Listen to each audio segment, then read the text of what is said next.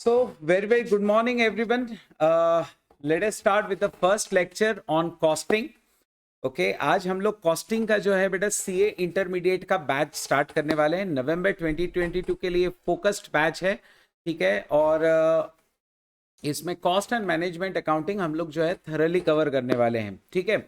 Now in this cost and management accounting what all we are going to cover in this whole subject, एक बार बेटा मैं आप सबको उसका जो है एक आइडिया देना चाहता हूं, ठीक है। लेकिन मैं आपको डायरेक्टली सिलेबस पे नहीं लेके जाना चाहता, टू बी वेरी फ्रैंक, क्योंकि मुझे ऐसा लगता है कि अभी आपको अगर चैप्टर्स के नाम वगैरह बताऊं तो आपको उसमें कुछ समझ में नहीं आएगा कि हम लोग इस चैप्टर में एग्जैक्टली करने क्या वाले हैं, ठीक है। तो मैं वो सब नहीं कराने वाला आपको, मेरा तरीका थोड़ा सा अलग होगा, ठीक है। सो I'll directly start with the first topic, that is what I'm going to take in this subject, that is basics of cost and cost accounting। और इसमें आपको मैं पूरे सब्जेक्ट का भी आइडिया दे दूंगा कि आपको इस सब्जेक्ट में एग्जैक्टली क्या सीखना है, ठीक है। सो आप लोगों ने नाम तो इसका देख ही लिया है, that is basics of cost and cost accounting. Now what exactly do you mean by cost? Cost exactly क्या होता है? Okay, now you can see the definition. And वैसे तो आपको इसका डेफिनेशन का कोई जरूरत नहीं, to be very frank. Cost एक ऐसी चीज है जो हम अच्छे से जानते हैं, हमने फाउंडेशन में भी इसे किया हुआ है, बराबर है। कॉस्ट क्या होता है? खर्चा होता है, बराबर ना। What is cost? Cost is our expenditure.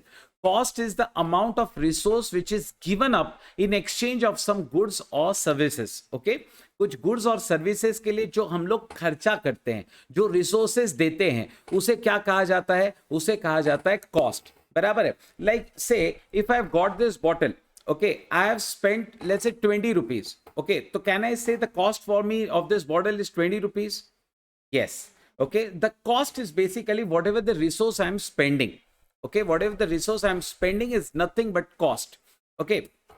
Now, cost जो होता है वो एक्चुअल एक्सपेंस होता है, लेकिन इसमें एक बहुत इंपॉर्टेंट चीज है जो आपको डेफिनेशन में देखने मिलेगी। See, it can be expressed as noun or verb. As a noun, it can be defined as amount of expenditure, actual or notional. Actual or notional. Now, what do you mean by notional? Actual तो समझ में आया, मैंने ये bottle लिया, bottle लेके मैंने उसे 20 रुपया दिया, ये तो मेरा एक्चुअल खर्चा है, बराबर है, ये तो मेरा एक्चुअल खर्चा है। लेकिन थोड़ा सा सोचेंगे बेटा कि नोशनल एक्सपेंस क्या होता है। Now what is the notional expense? Let's say बेटा ये अगर एक मेरा क्लासरूम है, थोड़ी देर के लिए ये मेरा क्लासरूम है, और मैं अगर इसे लेट आउट कर सकता हूं let's say eight 30,000 per month. Okay, मैं इसे रेंट पे दे सकता हूं at 30,000 per month. Okay, now in this case just imagine if I am taking a batch over here, क्या मैंने वो 30,000 को सेक्रीफाइस नहीं कर दिया?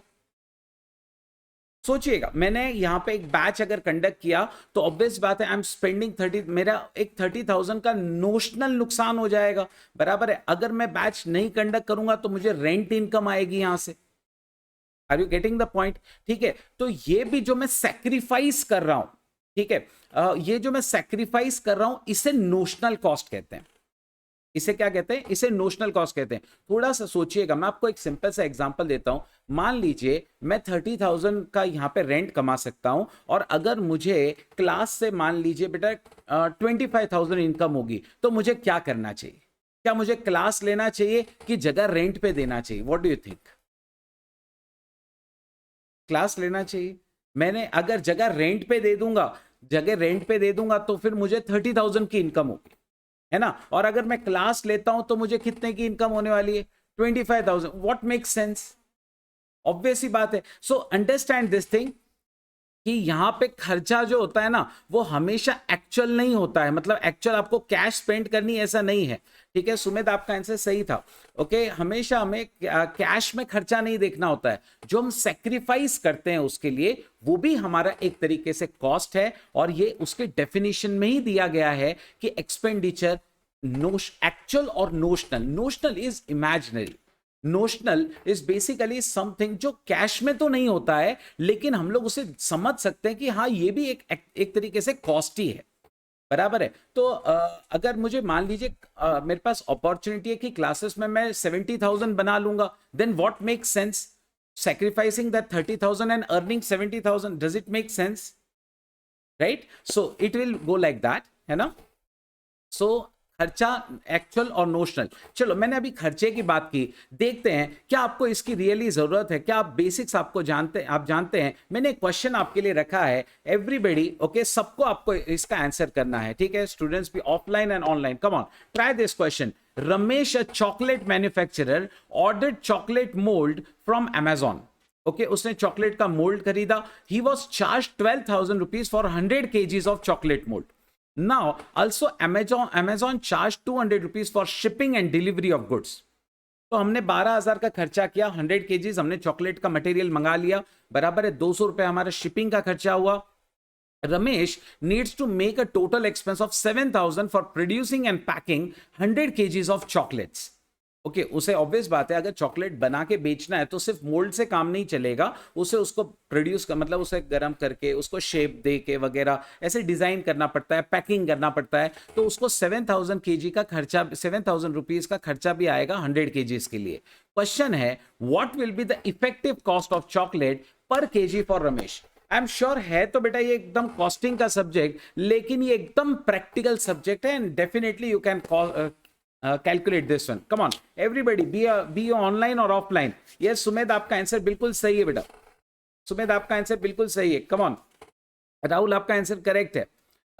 सो what will be the effective cost? Come on, yes, what will be the 192, बिल्कुल सही। वेंकटेश आपका भी जवाब सही है, आपका भी डेफिनेटली जवाब सही है। See how much will be the total cost, क्या आप इसको सोच सकते हैं? मतलब ये एकदम विजुअलाइजेशन प्रैक्टिकल चीज है, बराबर है। हमारा 12,000 का खर्चा हुआ, फिर 200 का खर्चा हुआ, फिर हमारा और 7,000 का खर्चा होगा, तो हमारा टोटल खर्चा होगा कितना?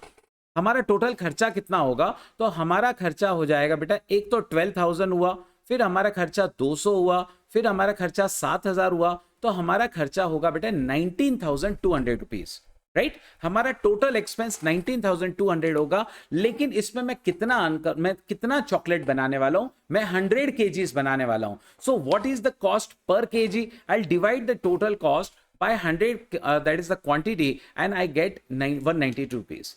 नाउ अब मैंने ये एग्जाम्पल रखा है आप लोगों को कॉस्ट कैलकुलेट करके दिखाने के लिए, बराबर है? तो हो सकता है कि आप ये कंक्लूजन पर आ जाए कि सर इस चैप्टर में, इस क्वेश्चन में आपने बताया कॉस्ट कैलकुलेट करना, क्या हमें इस पूरे सब्जेक्ट में सिर्फ कॉस्ट ही कैलकुलेट करनी है? क्या ये नाम इसका कॉस्टिंग है, ठीक है, कॉस्ट, तो क्या हम सिर्फ कॉस्टिंग ही करने वाले हैं? And the answer is a strict no. We do not have to just calculate cost in this subject. Believe me, account से ज्यादा भी अगर कोई सब्जेक्ट मैनेजर्स को काम आता है, मैनेजर्स जिन्हें डिसीजंस लेने होते हैं, अकाउंट से ज्यादा अगर कोई सब्जेक्ट उन्हें काम आता है तो वो सब्जेक्ट है costing. Why costing? Because costing में वो इंफॉर्मेशन उन्हें मिलती है जो अकाउंट्स नहीं दे पाता। जैसे अकाउंट्स, मतलब आपको ऑब्वियस ही बात है, P&L बता देगा, ट्रेडिंग अकाउंट से ग्रॉस प्रॉफिट बता देगा, लेकिन अकाउंट्स ये नहीं बताता है कि अगर आपके कॉन्ट्रैक्ट एक आ रहा है, आपके पास एक जॉब आ रहा है कि सर्टेन कमोडिटी हम कितने में बेच सकते हैं, तो क्या हमें कॉन्ट्रैक्ट में एंटर होना चाहिए या नहीं होना चाहिए? ये जो डिसीजंस लेने होते हैं, ये हमें कॉस्टिंग बताता है। कैसे? चलो मैं आपको इसके कुछ और एग्जांपल देता हूं। कम ऑन, मैंने एक और एग्जांपल रखा है, कैलकुलेट करिए। Ramesh, a chocolate manufacture, produces chocolate at an average cost of 192, right? यही हमारा प्रीवियस एग्जांपल था। तो हमारा एवरेज कॉस्ट है 192। Ramesh wants to earn a minimum 20% margin on the cost. He wants to earn 20%। आपसे सवाल ये पूछा गया है कि अगर वो 20% कमाना चाहता है, what is the minimum amount of per KG that he must quote for selling the chocolates? Come on, calculate कर लीजिए। वो 192 पे उसका बनाता है, तो 192 पे अगर वो 20% कमाना चाहता है, ठीक है, वो 20% अगर कमाना चाहता है, तो आपको बताना होगा कि वो कितने में बेच सकता है। सुमित आपका जवाब सही है, 230.40 something it is coming, right? 230 रुपए 40 पैसे कुछ आ रहा है, इतने पे उसे मिनिमम बेचना है। क्या ये सिर्फ कॉस्ट निकाल रहे हैं हम लोग? नहीं, यहां पे हम डिसीजन ले रहे हैं कि हमें कितने में उसे मिनिमम बेचना चाहिए, ठीक है? क्या हम सिर्फ डिसीजन लेंगे? देखिए अगला सवाल देखिए, कम ऑन, ये सब हम कॉस्टिंग में करने जा रहे हैं। रमेश, आई होप सब जो ऑनलाइन है बेटा उनको भी समझ में आ रहा है। अगर कुछ भी दिक्कत है तो आप बेझिझक पूछ सकते हैं, अनम्यूट करके भी आप पूछ सकते हो, और क्या बोलते हैं, आप अपना क्वेरी चैट बॉक्स में भी भेज सकते हो। इस बात को ध्यान में रखें, आपको सिर्फ चैट बॉक्स में भेजने की जरूरत नहीं है, आप अनम्यूट करके पूछ सकते हैं, ठीक है। आपको सिर्फ चैट में भेज देना है that you have a query and I will ask you, okay. So any queries till now?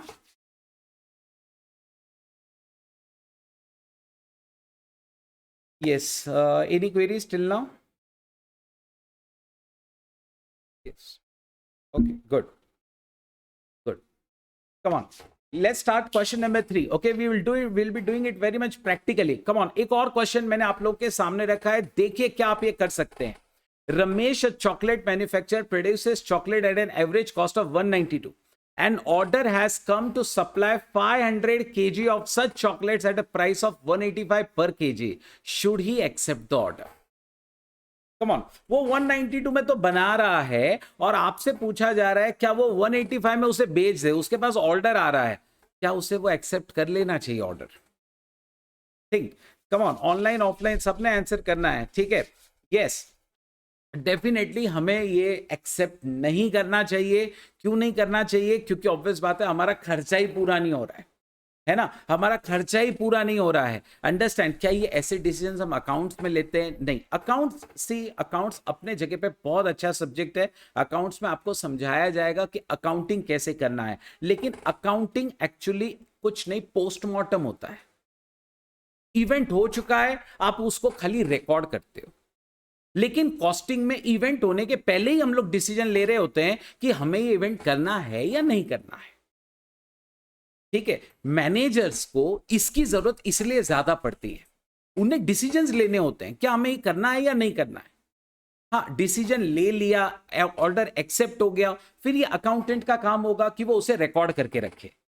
लेकिन हम लोग यहां पर जो करने जा रहे हैं वो अकाउंटिंग के पहले का पार्ट है, ये रियल ज्यादा यूज आता है मैनेजमेंट, ओके। इसीलिए इसका आगे जाके एक और नाम है, वो उसके बारे में आपको बताऊंगा। कम ऑन, एक और क्वेश्चन ट्राई करते हैं, ठीक है। Ramesh, a chocolate manufacturer, produces chocolate at an average cost of 192 per kg. Order is received to supply 300 kg of such chocolates at a price of 250 per kg. What is the total profit that can be made on such job? Come on, all the students calculate this. Okay, these are all basic questions of costing. We'll be covering the entire subject thoroughly in a very practical approach. Come on.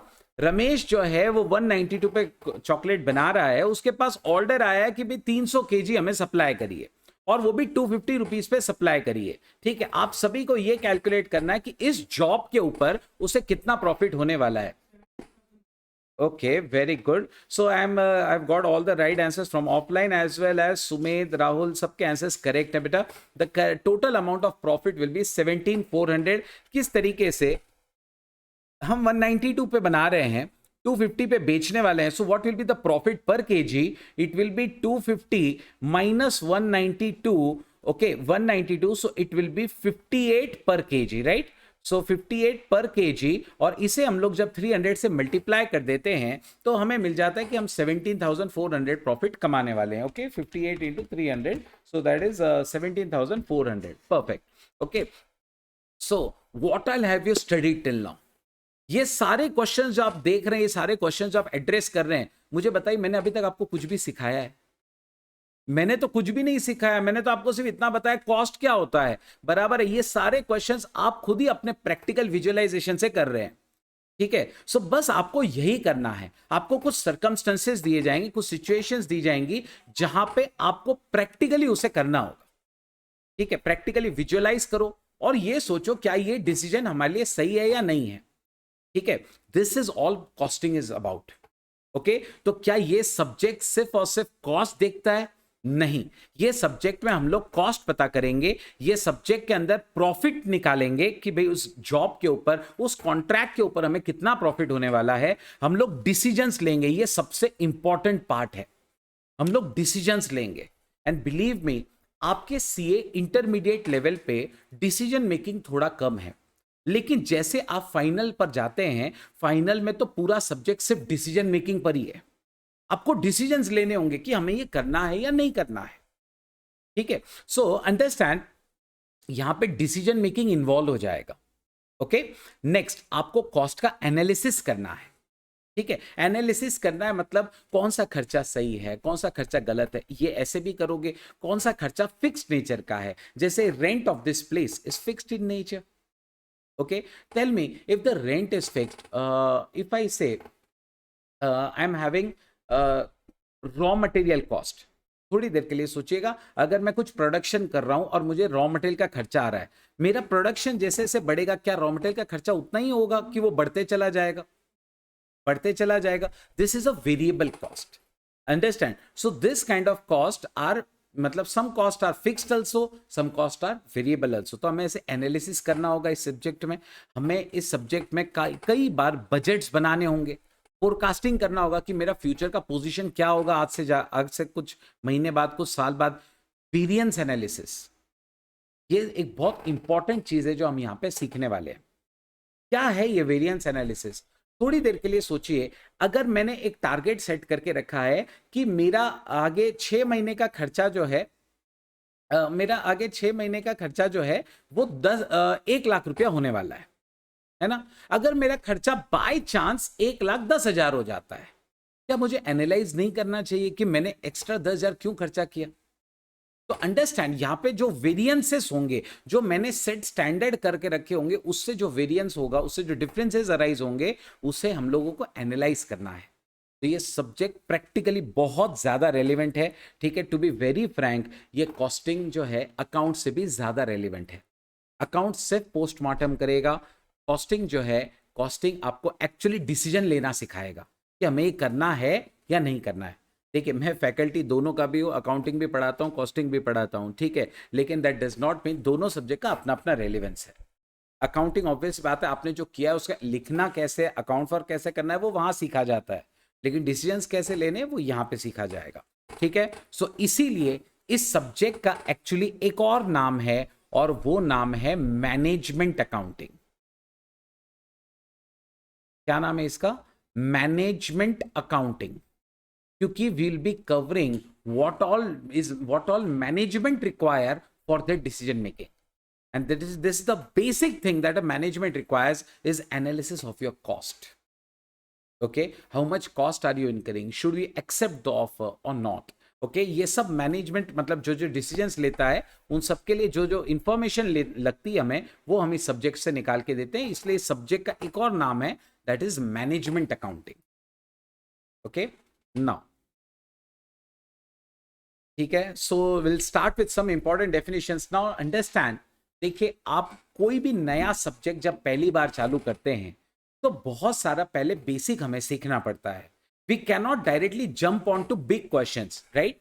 हम लोग obviously बात है, छोटे छोटे मतलब questions जो जिसमें आप इजीली विजुअलाइज कर सकते हैं, वो तो करेंगे ही, ठीक है, लेकिन हर सब्जेक्ट की अपनी एक लैंग्वेज होती है, बराबर है? ऑब्वियस बात है, शुरुआत के कुछ लेक्चर्स में हम लोगों को काफी थ्योरी सीखना है, लेकिन मैं पूरी कोशिश करूंगा कि मैं थ्योरी को प्रैक्टिकल से अटैच करूं और आपको जितना हो सके प्रैक्टिकल तरीके से सब्जेक्ट सिखाने की कोशिश करूं, ठीक है? बट यस, हर सब्जेक्ट की एक लैंग्वेज होती है। आपको याद होगा सीए फाउंडेशन अकाउंट्स, पहला चैप्टर प्रैक्टिकल था या पूरा थ्योरी भरा हुआ था?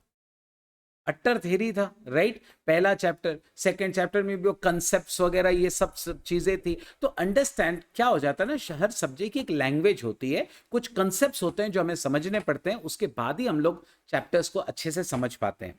तो इसीलिए हम लोग यहां पर भी कुछ बेसिक थ्योरी सीखेंगे। ओके, मैं एकदम से पूरा थ्योरी नहीं लेने वाला, आप भी परेशान हो जाओगे, मैं भी, सच में एकदम पूरा थ्योरी ले लूंगा तो आप भी परेशान हो जाओगे, मैं भी परेशान हो जाऊंगा, आप भी बोर हो जाओगे और मैं भी, मजा नहीं आए वो चीज करके क्या फायदा, ठीक है? सो फिर अंडरस्टैंड, हम लोग इसे बिल्कुल प्रैक्टिकल तरीके से करेंगे, और जितना हमें जब जितना थ्योरी की जरूरत है, हम लोग उतना थ्योरी ऐड करते चलेंगे। I'll maintain a balance between your theory and practicals, but you can see your test papers and all that. Lot of theory is also asked in your exams. Okay, मैं आपके साथ ये सब बाद में share करूंगा कि एक्चुअली एग्जाम का पैटर्न कैसे होता है, हमारे क्वेश्चंस कितने होते हैं, चैप्टर्स कितने हैं। लेकिन मैंने कहा कि मैंने एकदम आपको बगैर कुछ सिखाए डायरेक्ट वो सब बताऊं तो भी आपको कुछ समझ में नहीं आएगा, ठीक है? तो हम लोग पहले थोड़ा बेसिक्स करेंगे, फिर उन चीजों को डिस्कस करेंगे। तो come on, let's start with costing. Costing क्या होता है, हम लोगों ने देख लिया कॉस्ट क्या होता है, हमारा खर्चा। चलो मैं रिकॉल करने के लिए आप सबको पूछ रहा हूं, ओके सबने आंसर देना है वन स्ट्रोक में। कॉस्टिंग में कॉस्ट क्या सिर्फ एक्चुअल होती है, कॉस्ट क्या सिर्फ हमारी एक्चुअल होती है, क्या हम जो एक्चुअल पैसा दे रहे हैं, कैश दे रहे हैं, क्या वही कॉस्ट है, या नोशनल भी हमारी कॉस्ट होती है? यस, नोशनल भी हमारी कॉस्ट होती है। ओके यस, नोशनल भी हमारी कॉस्ट होती है। देखिए गुंजन बेटा, सिर्फ कैश में जो किया जाता है वो खर्चा नहीं है। गुंजन ध्यान रखिएगा बेटा, है ना, सिर्फ जो कैश में करते उसे खर्चा नहीं कहते, खर्चा नोशनल भी होता है। इसका एग्जांपल मैं ऑलरेडी क्लास में दे चुका हूं। जैसे मेरी जगह है, मैं उसे रेंट पे दे दूंगा तो रेंट कमा सकता हूं, ठीक है, भले ही वो मेरा एक्चुअल खर्चा नहीं है, लेकिन अंडरस्टैंड जो सैक्रिफाइस आप करते हैं, जो अपॉर्चुनिटीज आपके पास हैं, वो भी आपका एक खर्चा ही है। ठीक है, अगर आप उसको सैक्रिफाइस करके कुछ दूसरा करने जाते हैं तो खर्चा सिर्फ कैश में नहीं होता, खर्चा जो है आपका कुछ कैश में होगा और कुछ इमेजिनरी होगा, कुछ नोशनल होगा। ठीक है, चलिए cost. So what is costing? Costing is defined as the technique and process of ascertaining cost. Okay, costing क्या होता है? ये सारे इंटर रिलेटेड वर्ड्स है, costing, cost accounting, cost accountancy, management accounting, सब छोटा छोटा सा फर्क है, थोड़ा थोड़ा सा फर्क है डेफिनेशंस में। हम लोग एक एक करके स्टडी करते हैं। कॉस्टिंग क्या होता है? वो टेक्निक है, वो प्रोसेस है जिससे हम लोग कॉस्ट निकाल रहे हैं। ठीक है, अब मैं आपको एक चीज समझाता हूं। मैंने आप लोगों को एक सवाल दिया था, रमेश ने चॉकलेट बनाई, आप लोगों ने क्या किया? फटाफट कैलकुलेटर लिया, खचाखच खचाखच कैलकुलेट किया, यस यस यस सर 192 पर केजी। ठीक है, लेकिन क्या कॉस्टिंग ऐसे ही किया जाता है? बड़े बड़े ऑर्डर्स जब होंगे, जब खर्चे आपके इतने सारे होंगे, क्या हम ऐसे ही कैलसी पे करते बैठेंगे? ये सब नहीं, हमें इसके लिए कुछ कॉस्ट शीट्स बनानी पड़ती है। ये सब एक सिस्टमैटिक तरीके से चलता है। ठीक है, हाँ कोई ऐसे फॉर्मेट नहीं है उसका, लेकिन ये एक सिस्टमैटिक तरीके से चलेगा। ठीक है, so understand costing is what it is defined as the technique and process of ascertaining cost. Okay, now according to CIMA, so that is Chartered Institute of Management Accountants, London. Okay, so an organization's costing system is the foundation of internal financial reporting, financial information system for managers. Okay, for managers. Why managers is saying? Are you getting the point in the definition? Because this subject is relevant for the managers. This subject is relevant for management decision making. They have to take the decisions. Okay, now it provides the information that the management needs to plan and control the organization's activities to make decisions about the future. Okay, so this is all nothing but costing. Okay, this is all nothing but costing. Come, we'll do the next definition, that is cost accounting. So costing वो process है जिससे आप cost निकालते हैं, बराबर है, लेकिन वो कॉस्ट जो आपने निकाली है उसे लिख के भी तो रखना पड़ेगा, उसका अकाउंटिंग किया जाएगा।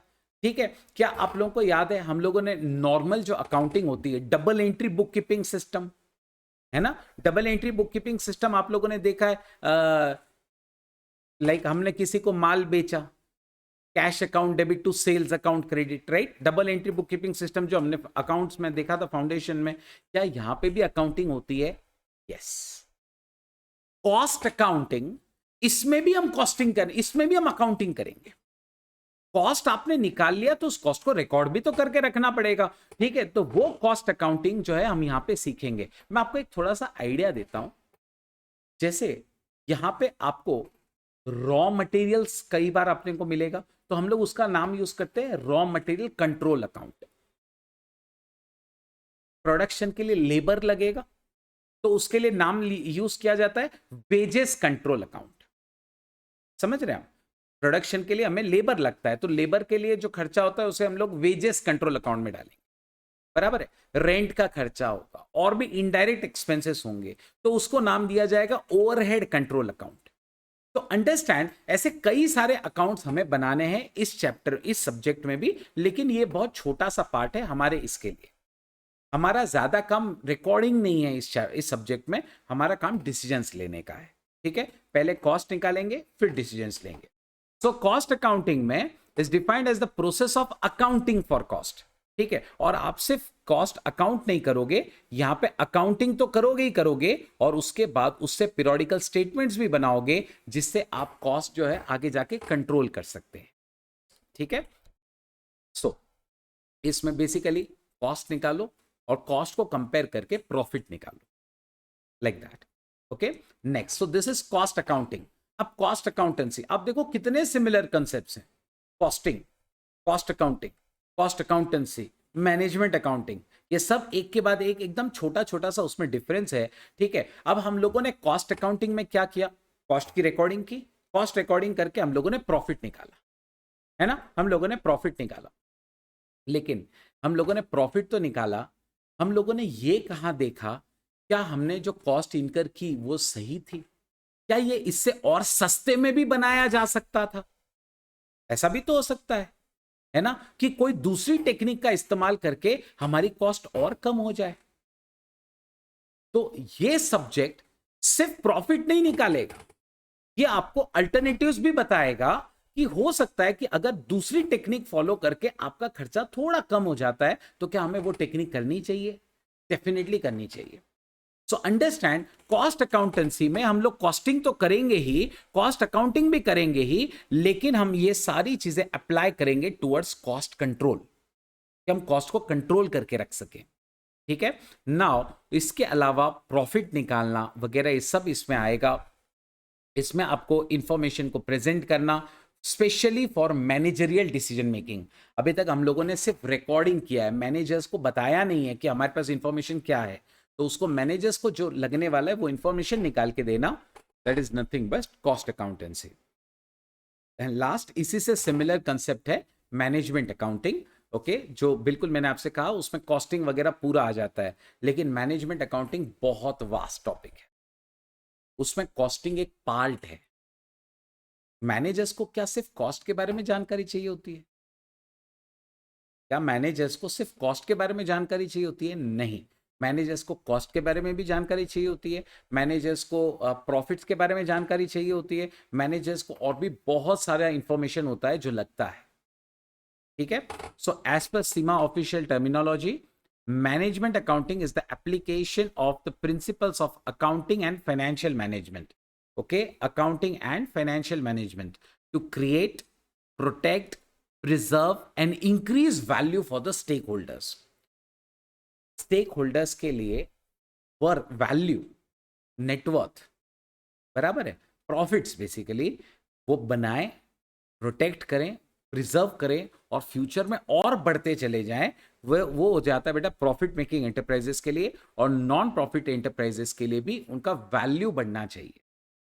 ठीक है। Management accounting is an integral part of the management function. It assist management by provision of relevant information by planning, organising, controlling, decision making etcetera. Everybody, अभी तक हम लोगों ने कुछ बेसिक सीखे बेटा, है ना, specially from the online part. क्या आप लोगों को कोई भी क्वेरीज है बेटा अभी तक? You can directly unmute your self and ask your queries, या आप अपनी क्वेरीज चैट बॉक्स में भेज सकते हो। किसी को कोई भी क्वेरीज बेटा अभी की कोई डेफिनेशन में या कोई भी कंसेप्ट में? Fantastic, fantastic. ठीक है, कुछ भी दिक्कत रहती है बेटा बेझिझक आपको पूछना है, अनम्यूट करके, है ना, आप बेझिझक पूछ सकते हैं। यस, चल वी स्टार्ट। चल, तो हम लोगों ने कुछ बेसिक स्टडी किया, अब ऑब्जेक्टिव्स ऑफ कॉस्ट अकाउंटिंग करते हैं। मैंने आपसे पहले ही कहा हर सब्जेक्ट की एक लैंग्वेज होती है, हम लोग बड़े क्वेश्चंस करें उससे पहले थोड़ा बेसिक्स तो हमें सीखना पड़ेगा, थोड़ा थ्योरी रहेगा शुरू में। ऑब्जेक्टिव्स ऑफ कॉस्ट अकाउंटिंग, ये जो कॉस्टिंग हम लोग सीख रहे हैं, देखिए सारे वर्ड्स इंटरचेंजेबल है, costing, cost accounting, cost accountancy, हम लोग कॉस्टिंग बोलेंगे या कॉस्ट अकाउंटिंग बोलेंगे, सब वन एंड द सेम है, आप ऐसे ही समझ के करेंगे। ठीक है, इनमें बहुत छोटा छोटा सा टेक्निकल डिफरेंस है, हम लोग उन टेक्निकलिटीज में इतना नहीं घुसेंगे क्योंकि उसकी आपको जरूरत भी नहीं है। आपको सिर्फ इतना समझना है कि हम लोग कॉस्टिंग में क्या क्या करने वाले हैं। तो हम लोग यहाँ पे 5 चीजें करते हैं। There are 5 objectives of cost accounting. What are the 5 objectives? Ascertainment of cost, cost निकालना जो एकदम बेसिक ऑब्जेक्टिव है, सेलिंग प्राइस तय करना और प्रॉफिटेबिलिटी भी, कॉस्ट कंट्रोल करना, कॉस्ट रिडक्शन करना, ये दोनों बहुत इंपॉर्टेंट कंसेप्ट्स है, कॉस्ट कंट्रोल करके रखना और कॉस्ट का रिडक्शन। दोनों में डिफरेंस क्या है, इसके ऊपर हम लोग काफी अच्छा ये करेंगे। और याद रखना ये एक पास्ट एग्जाम्स में बहुत बार पूछा हुआ टॉपिक है, ऑब्जेक्टिव्स भी पूछा जाता है और सिर्फ इन दोनों का डिस्टिंक्शन भी पूछा जाता है, क्योंकि बहुत बच्चे they get confuse between what is cost controlling and what is cost reduction. Okay, this will be spending a lot of time on this today. Assisting management in decision making, ये सारे 5 objectives है। 5 कौन कौन से? Cost निकालना, आप खुद ही सोचो ना, मैं अभी अपन ने क्वेश्चंस किए थे ना रमेश वाले, आपने पहले क्वेश्चन में क्या किया था, आपने कॉस्ट निकाला। दूसरे क्वेश्चन में याद है मैंने आपसे ये पूछा था कि कितने में बेचना पड़ेगा, तो आपने सेलिंग प्राइस निकाला। तीसरे क्वेश्चन में आपने प्रॉफिट्स भी निकाले, बराबर है। उसके अलावा एक क्वेश्चन आया जहां पे आपको पूछा क्या ये आपको ऑर्डर करना चाहिए या नहीं करना चाहिए, तो आपने डिसीजन मेकिंग भी की। समझ रहे हो, मतलब ये 2 छोड़ के तो आपने सब कुछ किया अभी तक हमने जितने एग्जांपल्स देखे उसमें। सो अंडरस्टैंड, कॉस्ट निकालना, सेलिंग प्राइस सेट करना और प्रॉफिटेबिलिटी, मैनेजमेंट डिसीजन मेकिंग में हेल्प करेगा।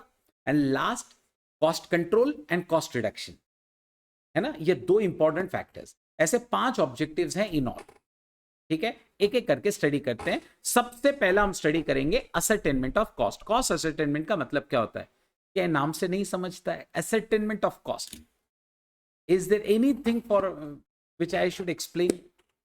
Cost ascertainment, we have to calculate the cost, right? We have to calculate the cost. The main objective of cost accounting is accumulation and ascertainment of cost. Now I'll ask you one thing, क्या मुझे cost पर product निकालना चाहिए, पर service निकालना चाहिए, पर क्या बोलते हैं जैसे मैं पढ़ा रहा हूं तो क्या मुझे कॉस्ट पर स्टूडेंट निकालना चाहिए, पर सब्जेक्ट निकालना चाहिए, या पर आर निकालना चाहिए? कैसे निकाला जाए? Understand? So cost are accumulated, assigned and ascertained for each cost object. क्या वर्ड यूज किया गया यहां पे? कॉस्ट किसके ऊपर निकालनी है आपको? They have to be accumulated, assigned, ascertained for each cost object. अब आपके दिमाग में तुरंत क्यूरियोसिटी से जनरेट हो जाएगा कि sir what is cost object. ठीक है, you will be covering this in next few slides. Okay, don't worry, cost object को डिटेल में मैं आपको समझाने वाला हूं, क्योंकि इसके ऊपर का डेफिनेशन बहुत बार एग्जाम्स में आया है, बहुत बार। ठीक है, तो हम लोग इसे थॉरली कवर करेंगे और मतलब बहुत सारे मैं आपको प्रैक्टिकल फोटोज दिखाऊंगा, उससे आपको विजुअलाइज करने में बहुत आसानी होगी कि कॉस्ट ऑब्जेक्ट किसे कहते हैं। ठीक है, सो आपको इतना अभी आपको समझ लेना है कि कॉस्ट कैसे निकालना है। कम ऑन, मैं आपको अलग अलग नाम देता हूं। कॉस्ट आपको पर कॉस्ट ऑब्जेक्ट निकालना है, कॉस्ट सेंटर निकालना है, कॉस्ट ड्राइवर निकालना है, कॉस्ट यूनिट निकालना है। किस पे निकालोगे? यस, आपको कॉस्ट किस पे निकालना है? आपको कॉस्ट निकालना है each cost object.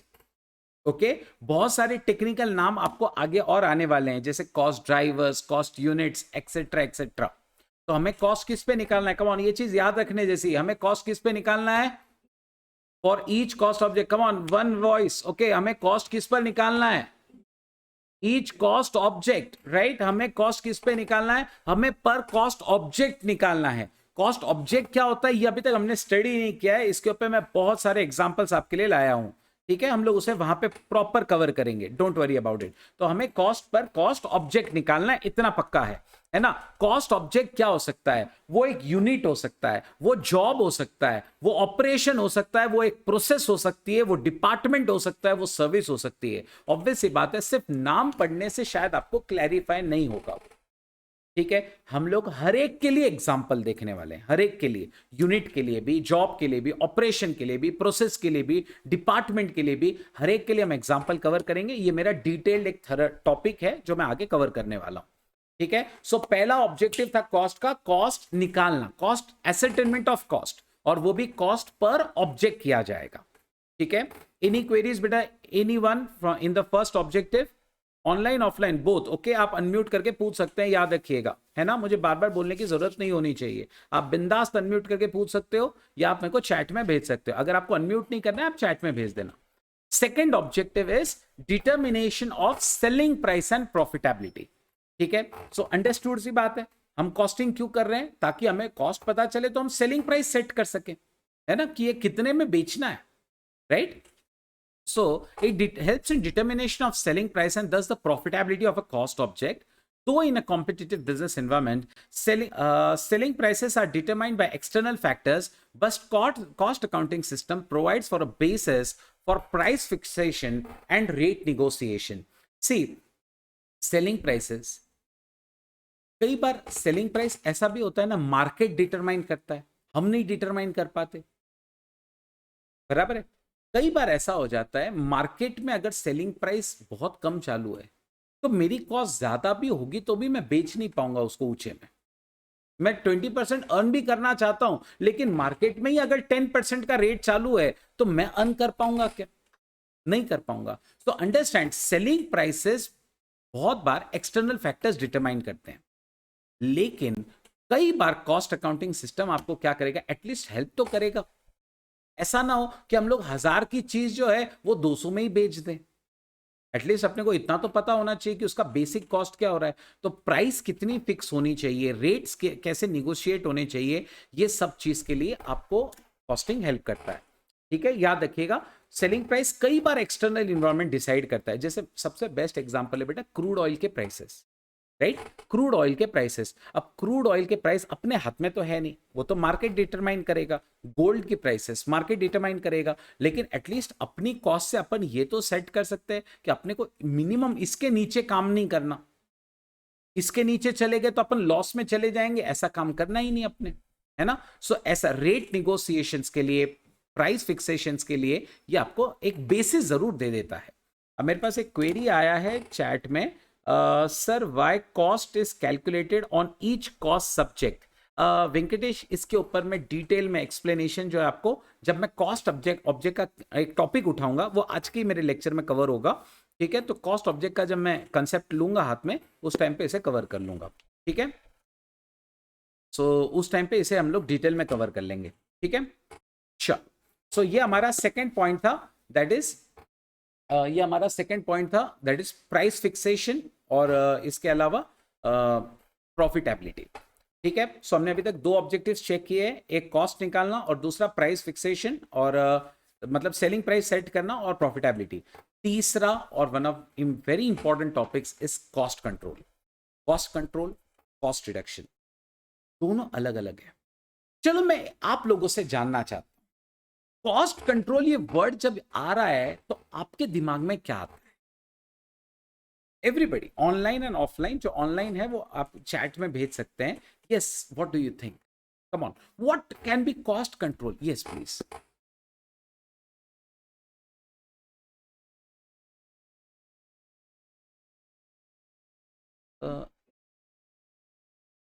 Okay, so मेरे पास पहला आंसर आया है कि कॉस्ट जो है वो आपको बहुत कम भी नहीं करनी और बहुत ज्यादा भी नहीं करनी है। ओके, कंट्रोल करके रखना है, मतलब एक लेवल में रखना है उसे। ठीक है, यस, कॉस्ट को ज्यादा बढ़ने नहीं देना है। वैसे कॉस्ट कम हो तो अपना नुकसान तो नहीं है, है ना? कॉस्ट कम हो तो अपना फायदा ही होने वाला है। अब मेरे पास यहाँ पे चैट में आ रहा है, to control the cost it should not go beyond the point. Okay, very good Sumit, आपका भी जवाब सही है कि हमें कॉस्ट को कंट्रोल करके रखना है। लेकिन है ना, ऑब्वियस सी बात है, देखिए यहां पे आप लोगों का अप्रोच एकदम प्रैक्टिकल है कि हमें खर्चा कम से कम रखना है। ठीक है, लेकिन यहां पर कॉस्ट अकाउंटिंग में खर्चा आपको कंट्रोल में तो रखना ही है, लेकिन बेटा ऐसा नहीं हो सकता। जैसे कोरोना हो गया, आपको पता चला होगा कोरोना के कारण बाद में जो है लेबर का कॉस्ट बहुत बढ़ गया था। ठीक है, क्योंकि वर्कर सब चले गए, मजदूर अपने अपने गांव, तो यहां तो मजदूरी नहीं मिल रहे थे काम कराने के लिए, तो मजदूर का, लेबर का रेट बहुत बढ़ गया। ठीक है, तो आपके हाथ में है क्या भी कंट्रोल करना? नहीं। Understand, there can be some situations जहां पे तुम्हारे ताकत ही नहीं है कि तुम कॉस्ट कंट्रोल कर लो। तो फिर ऐसे केस में क्या होगा, आपको कॉस्ट कंट्रोल का मतलब सिर्फ ये नहीं कि कॉस्ट को मिनिमाइज करना है। अगर बाय चांस कॉस्ट चली गई आगे तो हमें रीजंस पता करने चाहिए कि ऐसा क्यों हुआ और फ्यूचर में इसके लिए क्या एक्शंस लिए जा सकते हैं कि जिससे ऐसी गलती वापस ना हो। समझ रहे हैं? तो कॉस्ट कंट्रोलिंग सिर्फ कॉस्ट को रुकाना नहीं है, कॉस्ट रुकाने की पूरी कोशिश करनी है, लेकिन अगर नहीं रुक पाई तो हमें रीजंस भी पता करने चाहिए कि ऐसा क्यों हुआ था। ठीक है, so see this, to exercise cost control, what are the following steps that should be followed? The first step is determine pre-standard result. आपने मुझसे हर एक ने कहा कि सर कॉस्ट को कंट्रोल में रखो, लेकिन उसके लिए हमें एक स्टैंडर्ड तो रखना पड़ेगा ना कि भाई इसके लिए 10,000 का ही खर्चा होना चाहिए, है ना। हमें सबसे पहले तो एक लेवल सेट करना पड़ेगा कि सर हमारा खर्चा 10,000 होना चाहिए। ठीक है, तो हमें एक पहले स्टैंडर्ड जो है वो सेट करना पड़ेगा। दूसरा, स्टैंडर्ड सेट करने के बाद एक्चुअल परफॉर्मेंस को गिनना पड़ेगा। हमने सेट कर लिया कि भाई हमारा ये यूनिट बनाने का खर्चा जो है वो 10,000 होना चाहिए। फिर हम लोग एक्चुअल परफॉर्मेंस भी मेजर करेंगे, क्या हमारा सच में खर्चा 10,000 हो रहा है। ठीक है, और फिर हम लोग क्या करेंगे, एक्चुअल परफॉर्मेंस को सेट स्टैंडर्ड से कंपेयर करेंगे। And last but not the least, actual performance को सेट स्टैंडर्ड से कंपेयर कर लेने के बाद हो सकता है कई बार की कुछ डिफरेंसेस मिले हमें, तो वो डिफरेंसेस को एनालाइज करना, वेरिएंसेस को, और उसके खिलाफ एक्शन लेना। ठीक है, वेरिएंस के बारे में एनालिसिस करो और उसके लिए एक्शंस लो। अंडरस्टैंड? सो अब हम इन चारों पॉइंट्स को एक एक करके थोड़ा सा कुछ डिस्कस करेंगे इसके बारे में। Determination of pre standard result, okay, determination of pre determined standard और रिजल्ट। मुझे एक बात बताओ, हमें इस जॉब के लिए 10,000 का खर्चा करना चाहिए या होना चाहिए, या आप कब सोचोगे, जॉब होने के पहले या जॉब होने के बाद? थिंक। यस, ये आप डिसीजन कब लोगे? क्या आपको जॉब करने के पहले सोचना चाहिए कि हमें इसके लिए 10,000 का खर्चा होना चाहिए, कि जॉब हो गया और फिर सोचोगे कि नहीं इसके लिए 10,000 का खर्चा होना चाहिए? ऑब्वियस बात है, ये डिसीजन तो हमें पहले ही लेना पड़ेगा। राहुल, आपका जवाब सही है, ये डिसीजन तो हमें पहले लेना चाहिए ना कि हमें इसके लिए कितना खर्चा करना चाहिए। ठीक है, so we must set a standard before initiation of the production. Next, दूसरा, मेजरमेंट ऑफ एक्चुअल परफॉर्मेंस। हम लोगों ने सोच तो लिया कि हमें 10,000 का खर्चा करना है। ठीक है, अब जब एक्चुअल परफॉर्मेंस की बारी आती है, समझो हम लोगों ने सोचा था कि 10,000 पर यूनिट होना चाहिए। ठीक है, 10,000 पर यूनिट होना चाहिए, लेट्स से। ठीक है, लेकिन जब एक्चुअल परफॉर्मेंस गिनने की बारी आई तो हम लोग पर सर्विस गिन रहे हैं, या हम लोग पर एक्टिविटी गिन रहे हैं, पर डिपार्टमेंट गिन रहे हैं कि अकाउंट्स डिपार्टमेंट का इतना, कॉस्टिंग डिपार्टमेंट का इतना। क्या ऐसा करना चाहिए, या हमें उसी इसमें गिनना चाहिए जिस इसमें स्टैंडर्ड्स को सेट किया गया था? हम ऑब्वियस बात है हमारा परफॉर्मेंस वैसे ही मेजर करेंगे जैसे स्टैंडर्ड्स को सेट किया था। ठीक है, अगर स्टैंडर्ड्स ऑपरेशन वाइज थे तो फिर हमें परफॉर्मेंस भी ऑपरेशन वाइज ही गिनना चाहिए। नेक्स्ट पॉइंट, एक्चुअल परफॉर्मेंस को स्टैंडर्ड से कंपेयर करो, उसके डेविएशंस को नोट करो और रिपोर्ट करो कि ऐसा ऐसा डेविएशन हुआ है। और जिन लोगों को हम लोग रिपोर्ट करेंगे वो लोग ऑब्वियस बात है क्या करेंगे, वो रीजंस पता करेंगे कि ऐसा वेरिएंस क्यों हुआ, बराबर, उसका रीजन क्या है, और उसके लिए एप्रोप्रिएट एक्शन लिया जाएगा कि ये फ्यूचर में ना हो सके। कई बार ऐसा भी तो हो सकता है कि हम लोगों ने जो स्टैंडर्ड सेट किया तो स्टैंडर्ड ही गलत था, दैट इज ऑल्सो पॉसिबल। ठीक है, तो हम लोगों को अगर नेसेसरी हो तो स्टैंडर्ड्स भी शायद अमेंड करने पड़ सकते हैं। ठीक है, सो ये हम लोगों ने कॉस्ट कंट्रोल के 4 पॉइंट देखे। 4 पॉइंट कौन कौन से भाई कॉस्ट कंट्रोल के? सबसे पहला सोचो, कॉस्ट कंट्रोलिंग की शुरुआत कहां से होगी? हमें पहले एक स्टैंडर्ड सेट करना पड़ेगा, राइट? हमें एक स्टैंडर्ड सेट करना है। दूसरा क्या करना है, स्टैंडर्ड सेट कर लिया, अब एक्चुअल परफॉर्मेंस गिनो, राइट? स्टैंडर्ड सेट हो गया, अब एक्चुअल परफॉर्मेंस गिनो। एक्चुअल परफॉर्मेंस गिन लिया, स्टैंडर्ड परफॉर्मेंस हो गया। 2 पॉइंट, तीसरा पॉइंट इन दोनों को कंपेयर करो। चलो, कंपैरिजन भी हो गया, डिफरेंसेस भी मिल गए, अब क्या करना, उसको एनालाइज तो करो कि डिफरेंस क्यों हुए। तो ये पूरा प्रोसेस है कॉस्ट कंट्रोल का। ठीक है, तो एक कॉस्ट कंट्रोल हमारा थर्ड ऑब्जेक्टिव है जिसके अंदर हमने 4 सब पॉइंट्स पढ़े हैं। ठीक है, एवरीबॉडी क्लियर, राइट?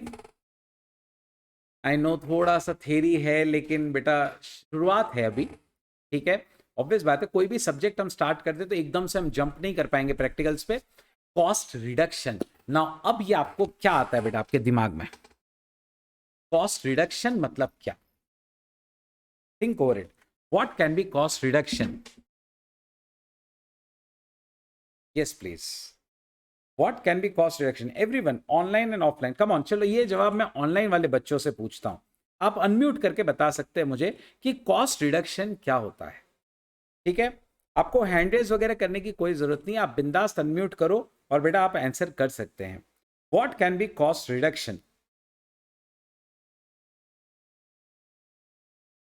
यस, मेरे पास एक जवाब आया है, सुमेत का जवाब आया है, मैक्स रिड्यूस करना कॉस्ट को। सुमेत बहुत अच्छा ट्राई किया आपने, मैक्स रिड्यूस करना कॉस्ट को, लेकिन सुमेत क्या हमें क्वालिटी कॉम्प्रोमाइज करनी चाहिए? जरा सोचिएगा बेटा, खर्चा तो हमें रिड्यूस करना है, इसमें कोई शक नहीं है, लेकिन क्या हमें क्वालिटी रिड्यूस कर देनी चाहिए? क्वालिटी हम लोग रिड्यूस नहीं कर सकते। ओके, क्वालिटी हम लोग रिड्यूस नहीं कर सकते हैं। यस वेंकटेश, आपका भी जवाब बिल्कुल सही है, हमें कॉस्ट को मिनिमम से मिनिमम करना पड़ेगा, ठीक है, as compare to the selling price. लेकिन याद रखिएगा, ये ऐसी सेविंग होनी चाहिए जो टेम्पररी ना हो,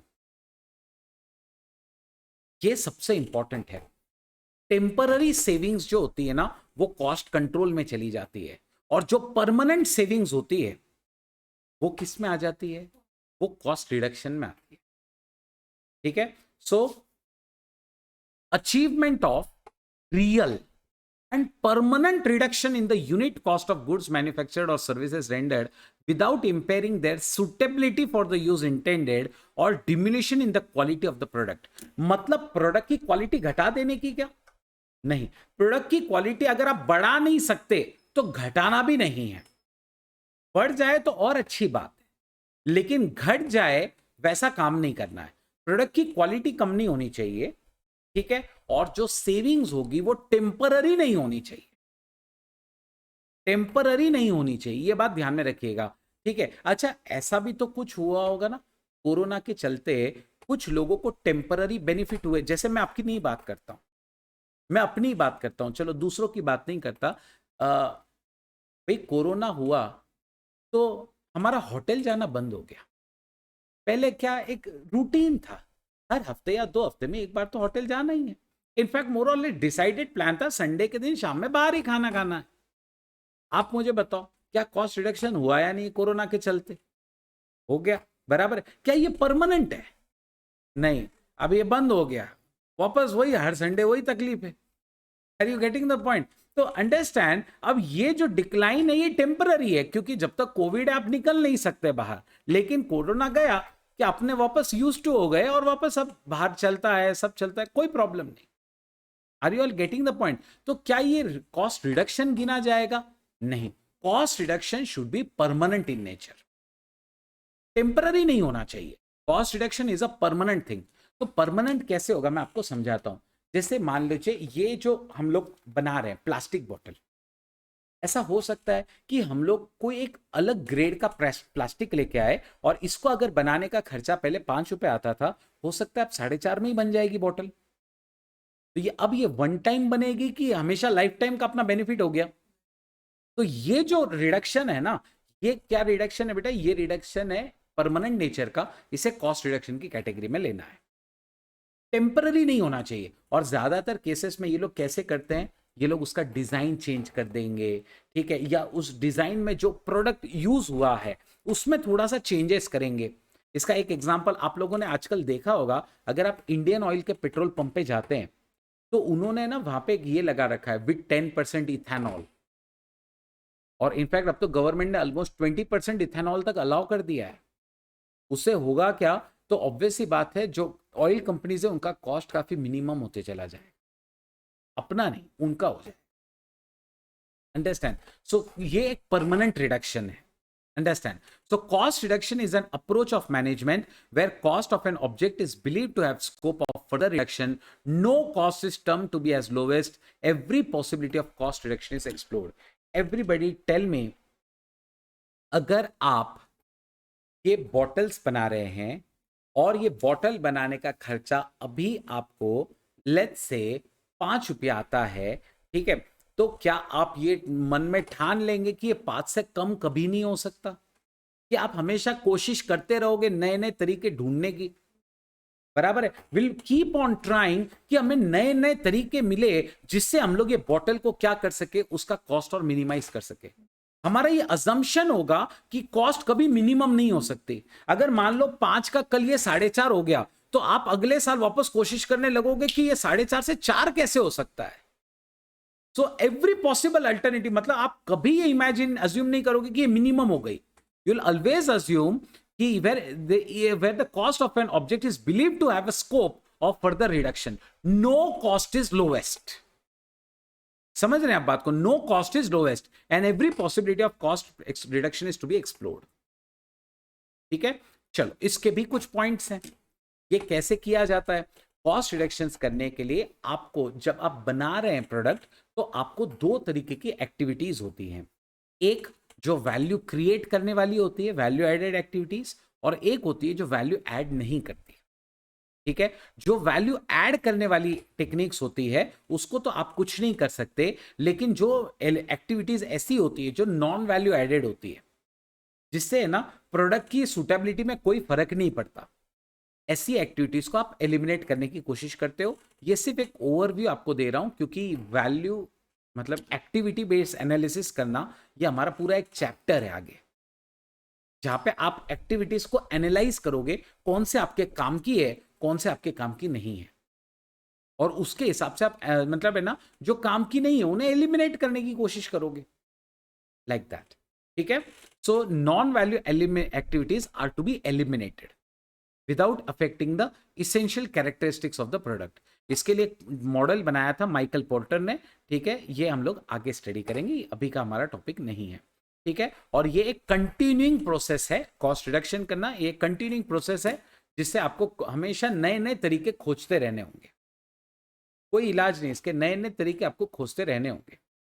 ठीक है, like this, that is cost reduction. तो कॉस्ट रिडक्शन के कुछ अजम्पशंस है बेटा। अजम्पशंस क्या है? इसके अजम्पशंस है कि पहले एक तो सेविंग होनी चाहिए, दूसरा सेविंग परमानेंट नेचर की होनी चाहिए, और तीसरा उससे क्वालिटी खराब नहीं होनी चाहिए प्रोडक्ट की।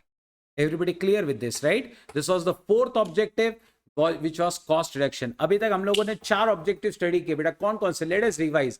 सबसे पहला हमने कौन सा स्टडी किया था? हमें कॉस्ट पता करना, असरटेनमेंट ऑफ कॉस्ट। दूसरा हमने क्या पता किया था? दूसरा सेलिंग प्राइस और प्रॉफिट निकालना। तीसरा और चौथा रिलेटेड है, कॉस्ट को कंट्रोल करके रखना और कॉस्ट रिडक्शन भी करना। ठीक है, कॉस्ट कंट्रोलिंग क्या होता है? स्टैंडर्ड सेट करो, एक्चुअल परफॉर्मेंस करो, मेजर करो, डिफरेंस को पता करो। और कॉस्ट रिडक्शन में क्या होता है? परमानेंट डिक्रीज जो है ना, हम लोग कोशिश करते रहते हैं। And last and the 5th point is assisting management in decision making. ये तो हम लोगों ने ऑलरेडी देखा, कॉस्टिंग मैनेजमेंट को हेल्प करता है। ठीक है, मेजर करने के लिए, कंट्रोल करने के लिए, इवैल्यूएट करने के लिए अलग अलग एक्टिविटीज को। ठीक है, सो that is cost accounting. 5 objectives of cost accounting. Now you can see the distinction between cost control versus cost reduction. This is a very important topic. That's why I'll suggest you at least आप उसकी important points short में लिखिए, है ना? आप अब important points में आपको जितने words बोलूंगा आपको उतना ही लिखना है। ठीक है, एकदम शॉर्टकट में मैं लिखाऊंगा, ट्रिक जैसा आप समझ लीजिए, आपको याद रखने के लिए। Make 2 points of distinction, everyone online offline दोनों, सबको लिखना है cost control plus cost reduction. ठीक है, cost control and cost reduction, make a distinction. हम लोग पहला पॉइंट पढ़ते हैं इसका, cost control aims at maintaining the, ये सब आपको लिखना नहीं, मैं शॉर्टकट में लिखाऊंगा। ठीक है, ऑब्वियस बात है, इतना बड़ा स्लाइड आप थोड़ी लिखते बैठोगे, है ना? तो मैं आपको इसको शॉर्टकट में लिखा के दूंगा, आपको शॉर्टकट में ही लिखना है और याद भी वैसे ही रखना है। ठीक है, तो ये पहली चीज हम लोग सीख रहे हैं, हेडिंग डाल दो अपने नोटबुक में, कॉस्टिंग। राइट नाउ, उसमें cost control versus cost reduction. Cost control में पहला पॉइंट एकदम सिंपल है, मेंटेन द कॉस्ट। ठीक है, it aims at maintenance of cost. Okay, maintaining the cost, इतना लिखिए first point, maintaining the cost. और कॉस्ट रिडक्शन किस पे ध्यान देता है? मेंटेन करने पे कि रिड्यूस करने पे? ऑब्वियस बात है, कॉस्ट रिडक्शन जो है वो रिड्यूसिंग द कॉस्ट पे ध्यान देता है। ठीक है, सो रिड्यूसिंग कॉस्ट।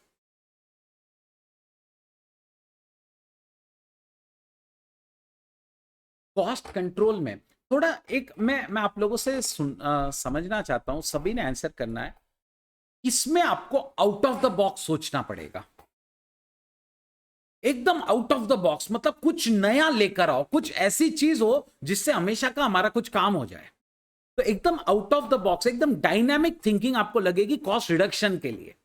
ठीक है, उसमें आप कोई कंडीशन परमानेंट नहीं सोचोगे। आप ये तक भी सोच सकते हो कॉस्ट रिडक्शन में कि हम पूरी मशीन बदल देंगे, ये भी सोचा जा सकता है। लेकिन कॉस्ट कंट्रोलिंग में इतने डिसीजंस नहीं होते। कॉस्ट कंट्रोलिंग में तो जो आपके पास है उसी में हमें एक कॉस्ट सेट करनी पड़ती है और उसमें हमें मिनिमाइज करने की कोशिश करनी होती है। तो कॉस्ट कंट्रोल आप देख सकते हैं, वहां पर आपको लोएस्ट कॉस्ट तो करना है, लेकिन वो भी अंडर एग्जिस्टिंग कंडीशन। आपकी कंडीशंस चेंज नहीं होगी, उसी के अंदर आपको कम से कम करने की कोशिश करनी है। लेकिन कॉस्ट रिडक्शन तो ये बोलता है कि कोई कंडीशन परमानेंट नहीं, हम नई मशीन्स लेकर आ सकते हैं, नया कुछ भी कर सकते हैं, तो इसमें कोई कंडीशन परमानेंट है ही नहीं। ठीक है, तो कॉस्ट कंट्रोल में लिखो lowest cost under existing condition. Cost control में क्या लिखोगे? Lowest cost under existing condition.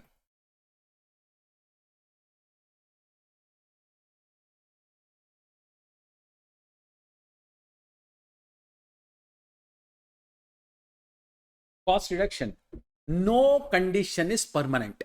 Cost reduction एकदम डायनामिक है, एकदम बिल्कुल आउट ऑफ द बॉक्स सोचना है। No condition is permanent.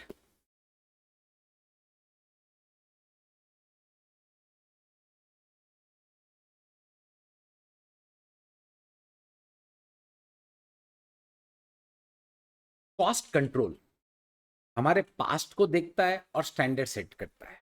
तो वो पास्ट और प्रेजेंट को देखता है कि भाई हमारा प्रेजेंट का खर्चा यहां तक होना चाहिए। लेकिन कॉस्ट रिडक्शन जो है वो देखता है अभी हमारा खर्चा अगर 5 रुपए यूनिट का है, फ्यूचर में 4.5 चाहिए। समझ रहे हो आप बात को? कॉस्ट रिडक्शन प्रेजेंट पे ध्यान देता है कि अभी हम लोग कहां पे खड़े हैं और फ्यूचर में कहां जाना चाहते हैं। कॉस्ट कंट्रोल क्या देखता है कि पास्ट में इतना हो रहा था, अभी इतना ही होना चाहिए, इससे ज्यादा नहीं होना चाहिए। लिखिए, come on. Cost control past and present. Cost control किस पे ध्यान देता है? Past and present. और कॉस्ट रिडक्शन किस पर ध्यान देता है? तो प्रेजेंट और फ्यूचर पे ध्यान देता है। ये बहुत इंपॉर्टेंट है बेटा, कॉस्ट कंट्रोल और कॉस्ट रिडक्शन, इसीलिए लिखवा के दे रहा हूं। मैं नॉर्मली नहीं लिखाता हूं थ्योरी, लेकिन ये इसीलिए लिखा के दे रहा हूं क्योंकि ये बहुत ज्यादा इंपॉर्टेंट है। कॉस्ट कंट्रोल प्रिवेंटिव तरीके से, ऑब्वियस बात है, कॉस्ट कंट्रोल एक प्रिवेंटिव फंक्शन है और कॉस्ट रिडक्शन एक करेक्टिव फंक्शन है।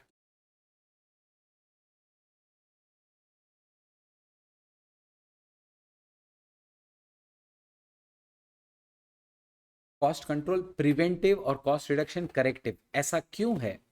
तो कॉस्ट कंट्रोल, जैसे अपन ने मैनेजर को बोल दिया भाई तेरा बजट 10,000 का है, देखो 10,000 के अंदर ही खर्चे करने हैं, तो ये प्रिवेंटिव हो जाएगा। अपन ने उसके ऊपर एक कैप बांध दी है कि भाई तेरे को इससे ज्यादा नहीं जाना है आगे, है ना? ये एक प्रिवेंटिव नेचर का है।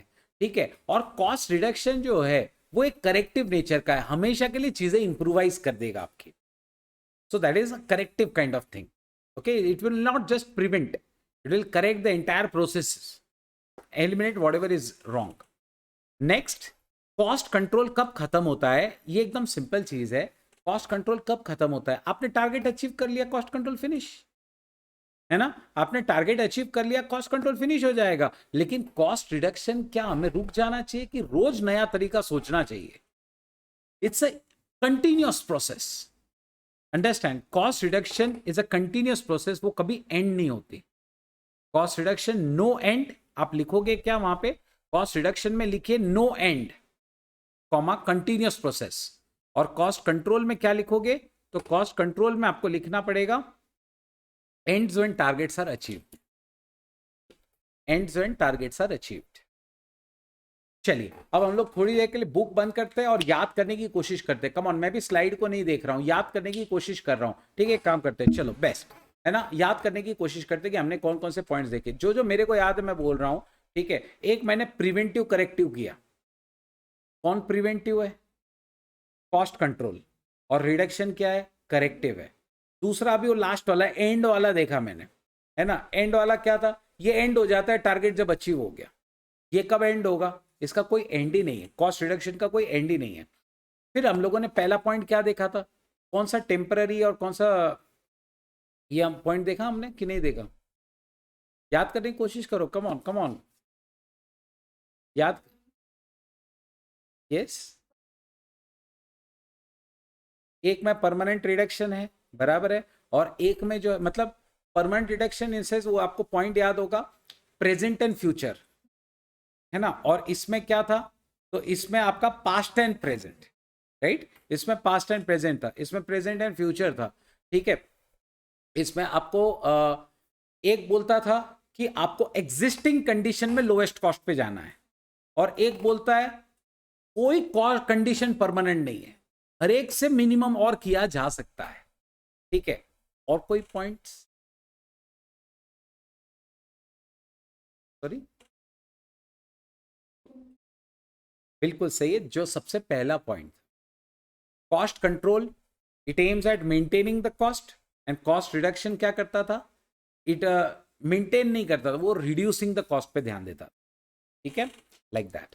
तो ये वो 5 पॉइंट्स थे। चलिए, अब मैंने यहाँ पे क्वेश्चन रखा है बेटा आप सभी के लिए, चलो सबने आंसर करना है, ठीक है। एक मिनट में ऑफलाइन वालों को बाद में पूछता हूँ, पहले ऑनलाइन वाले जो है मेरे को भेजेंगे यहाँ पे, कम ऑन, ऑनलाइन वाले भेज दीजिए। Which of the following is true about cost control? Come on. Is it a corrective function? It challenges and sets standards. It ends when targets are achieved. It is concerned with future. Which of the following is true about cost control? बहुत बढ़िया बेटा, मेरे पास सुमित, जय, राहुल, गुंजन, सबके answers correct आए हैं, ठीक है। आई एम श्योर यहाँ पे ऑफलाइन वाले भी अप्रिशिएट करेंगे कि it ends when targets are achieved, okay, it ends when targets are achieved, that is true about cost control, okay. Next, अब बात करते हैं बेटा हम लोग आगे के टॉपिक की, और वो टॉपिक है कॉस्ट ऑब्जेक्ट्स, ठीक है। यहां पर हम लोगों ने, मैंने आपसे पहले ही कहा था कि हमें कॉस्टिंग कैसे करनी होती है, तो हमें कॉस्टिंग पर ऑब्जेक्ट करनी होगी, पर कॉस्ट ऑब्जेक्ट, ठीक है। हमें कॉस्टिंग जो है बेटा वो पर कॉस्ट ऑब्जेक्ट करनी पड़ेगी, ये हम लोगों ने पहले भी देखा था, राइट। सो यहाँ पे मेरे पास एक क्वेरी भी पेंडिंग है, जो मैंने कहा था कि मैं बाद में इसे कवर करूंगा।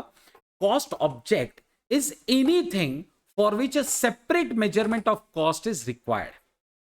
कोई भी ऐसी चीज जिसके लिए एक सेपरेट मेजरमेंट ऑफ कॉस्ट जो है वो लगने वाला है। अब सेपरेट मेजरमेंट कैसे कैसे लग सकता है, हो सकता है कि वो एक प्रोडक्ट हो, सर्विस हो, प्रोजेक्ट हो, कस्टमर हो, ब्रांड कैटेगरी हो, एक्टिविटी हो, डिपार्टमेंट हो, या प्रोग्राम। ऑब्वियसली अभी तक मैंने सिर्फ डेफिनेशन पढ़ा है, कुछ एक्सप्लेन नहीं किया आपको। कॉस्ट ऑब्जेक्ट कोई भी ऐसी चीज होगी जिसके लिए एक सेपरेट मेजरमेंट किया जाता है, कोई भी ऐसी चीज जिसके लिए एक सेपरेट मेजरमेंट किया जाता है। सबसे पहले हो सकता है कि आप मेजरमेंट जो है वो प्रोडक्ट वाइज करें या service wise. See the examples now. Based on products, ऐसी कंपनीज इमेजिन करो, आपके सामने फोटोज पर आपको दिख रहा होगा सैमसंग, बराबर है, सैमसंग, एप्पल, वर्लपूल, एलजी, कितने प्रोडक्ट्स है बेटा इनके, कितने प्रोडक्ट्स आपके सामने स्क्रीन पर दिख रहे हैं, बराबर। ऑब्वियसली यहां पे कंपनीज कुछ अलग अलग है, लेकिन आपको सब पता है कि इन सबके ये सारे प्रोडक्ट्स हैं, राइट। तो अब जैसे मैं अगर सैमसंग की बात करूं, हो सकता है कि सैमसंग पर टीवी अपना मतलब टीवी का कॉस्ट निकालना चाह रही हो, है ना, पर टीवी नहीं बोल रहा हूं मैं यहां पे, टीवी का कॉस्ट निकालना चाह रही हो सकता है सैमसंग मोबाइल फोन का कॉस्ट निकालना चाहती हो, बराबर है। हो सकता है कि एलजी अपने टीवी का निकालना चाह रहे हो, या एलजी अपने अप्लायंसेस का निकालना चाह रहे हो, बराबर है। हो सकता है कि वो अपने होम थिएटर का कॉस्ट निकालना चाह रहे हो। Understand the point over here, what I am trying to make is कि आप प्रोडक्ट वाइज जो है अपना कॉस्ट निकाल सकते हैं। कंपनी में be interested in knowing what's the cost of the JBL speaker, like what's the cost of the speaker.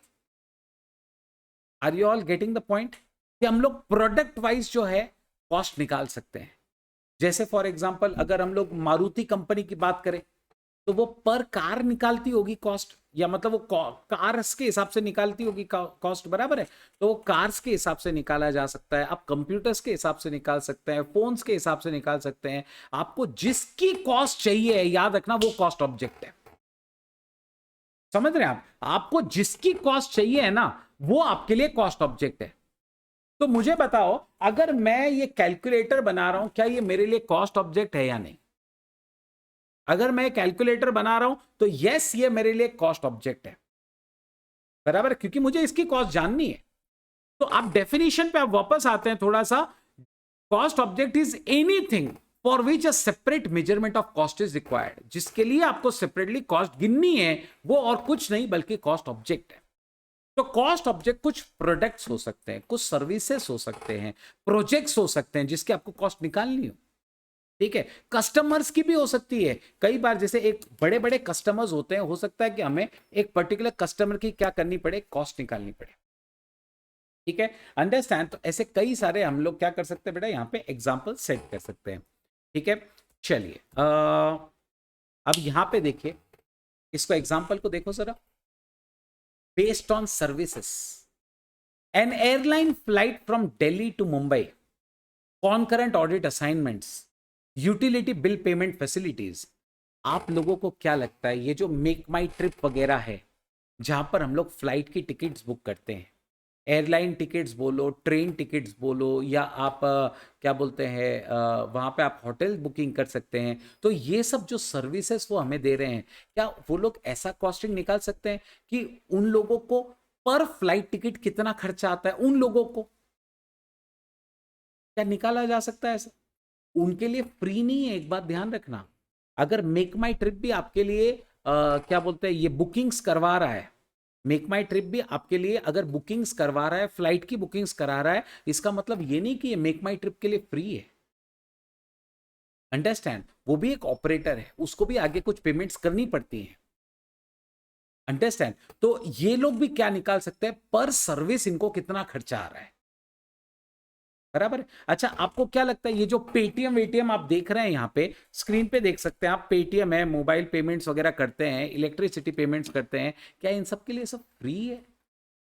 इनको भी बेटा कुछ ना कुछ चार्जेस देने पड़ते हैं, ठीक है। अपन देखो कहीं भी जाते हैं, आपको अच्छे से पता होगा, अपन कहीं भी जाते हैं तो अपन वो कार्ड स्वाइप करते हैं, पता है आपको उसका चार्ज है, ठीक है। चार्ज हमें लगता है क्या? जो वो हमें सर्विस दे रहा है ना, उनको ये चार्ज भरना पड़ता है। आपने देखा होगा जो लोग पेटीएम यूज करते हैं उसमें उन्होंने चार्ज डाला है कि अगर आप क्रेडिट कार्ड से पेमेंट करोगे तो 5% एक्स्ट्रा भरना पड़ता है, पता है आपको, है ना? क्यों ऐसा?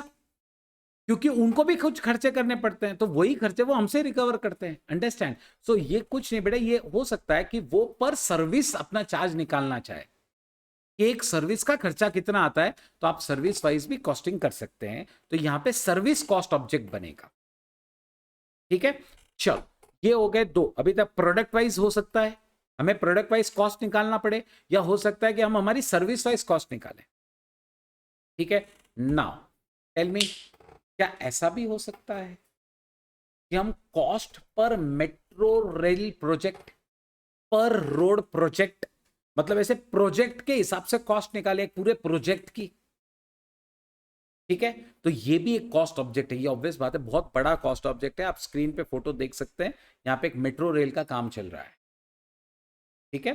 तो ये कॉस्ट ऑब्जेक्ट है, आपको इसके लिए भी कॉस्ट निकालनी पड़ती है, ठीक है। यहां पे आप सोचो, आपको एक रास्ता बनाना है। अभी आपको पता होगा महाराष्ट्र में एक बहुत पॉपुलर प्रोजेक्ट चल रहा है, वो एक्सप्रेसवे जो बनने वाला है, बॉम्बे से लेके नागपुर तक काम चल रहा है जिसका, ठीक है। सो वो एक बहुत पॉपुलर प्रोजेक्ट है।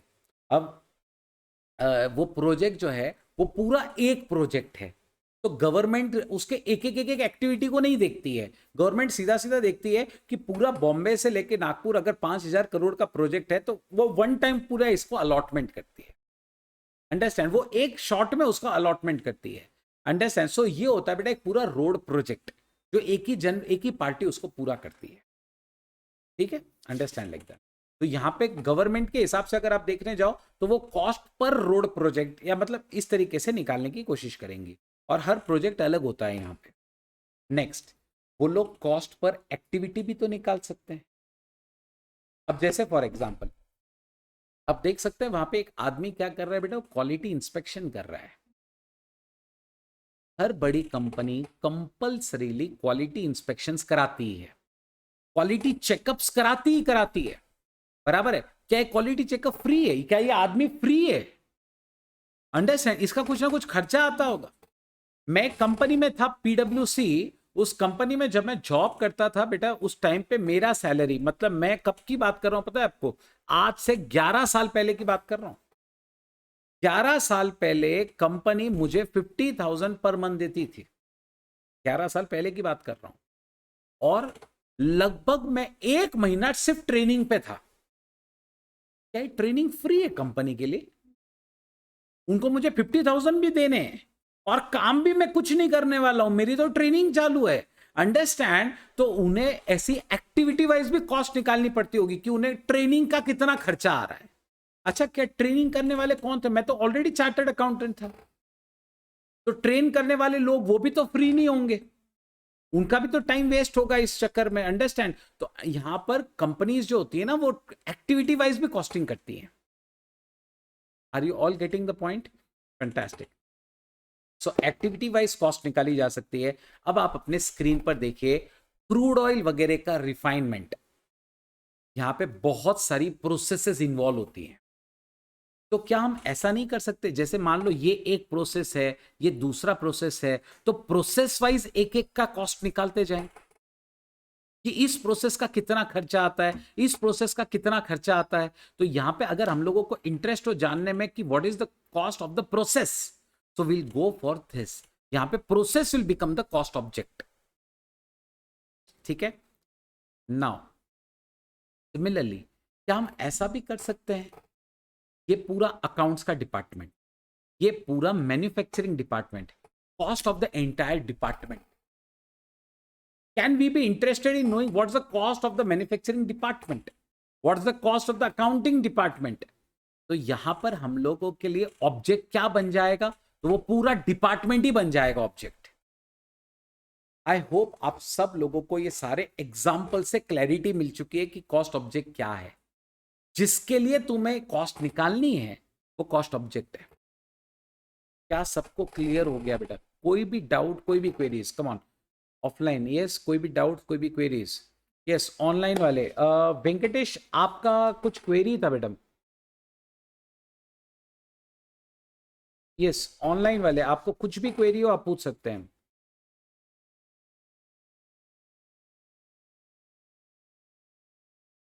ओके वेंकटेश, आपका कुछ क्वेरी था ना? कॉस्ट ऑफ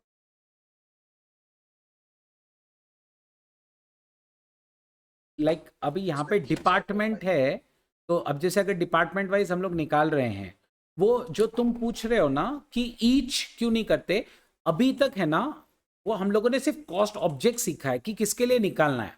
अब 1 यूनिट के लिए निकालना कि 100 यूनिट के लिए, वो अलग टॉपिक है। उस टॉपिक का नाम है कॉस्ट यूनिट, वो कॉस्ट यूनिट में आता है। समझ रहे हो वेंकटेश? मतलब देखो, अभी हम सिर्फ ये तय कर रहे हैं कि कॉस्ट किसके लिए निकालना है, लेकिन एक के लिए निकालना है कि 100 के लिए, वो अलग चीज है। लाइक मुझे अभी मैंने सिर्फ ये डिसाइड किया कि मुझे बॉटल का कॉस्ट निकालना है, लेकिन एक बॉटल का निकालना है कि 100 बॉटल का निकालना है, वो कॉस्ट यूनिट में आएगा। ठीक है? I hope clear. गुड, चल shall we move at? Fantastic.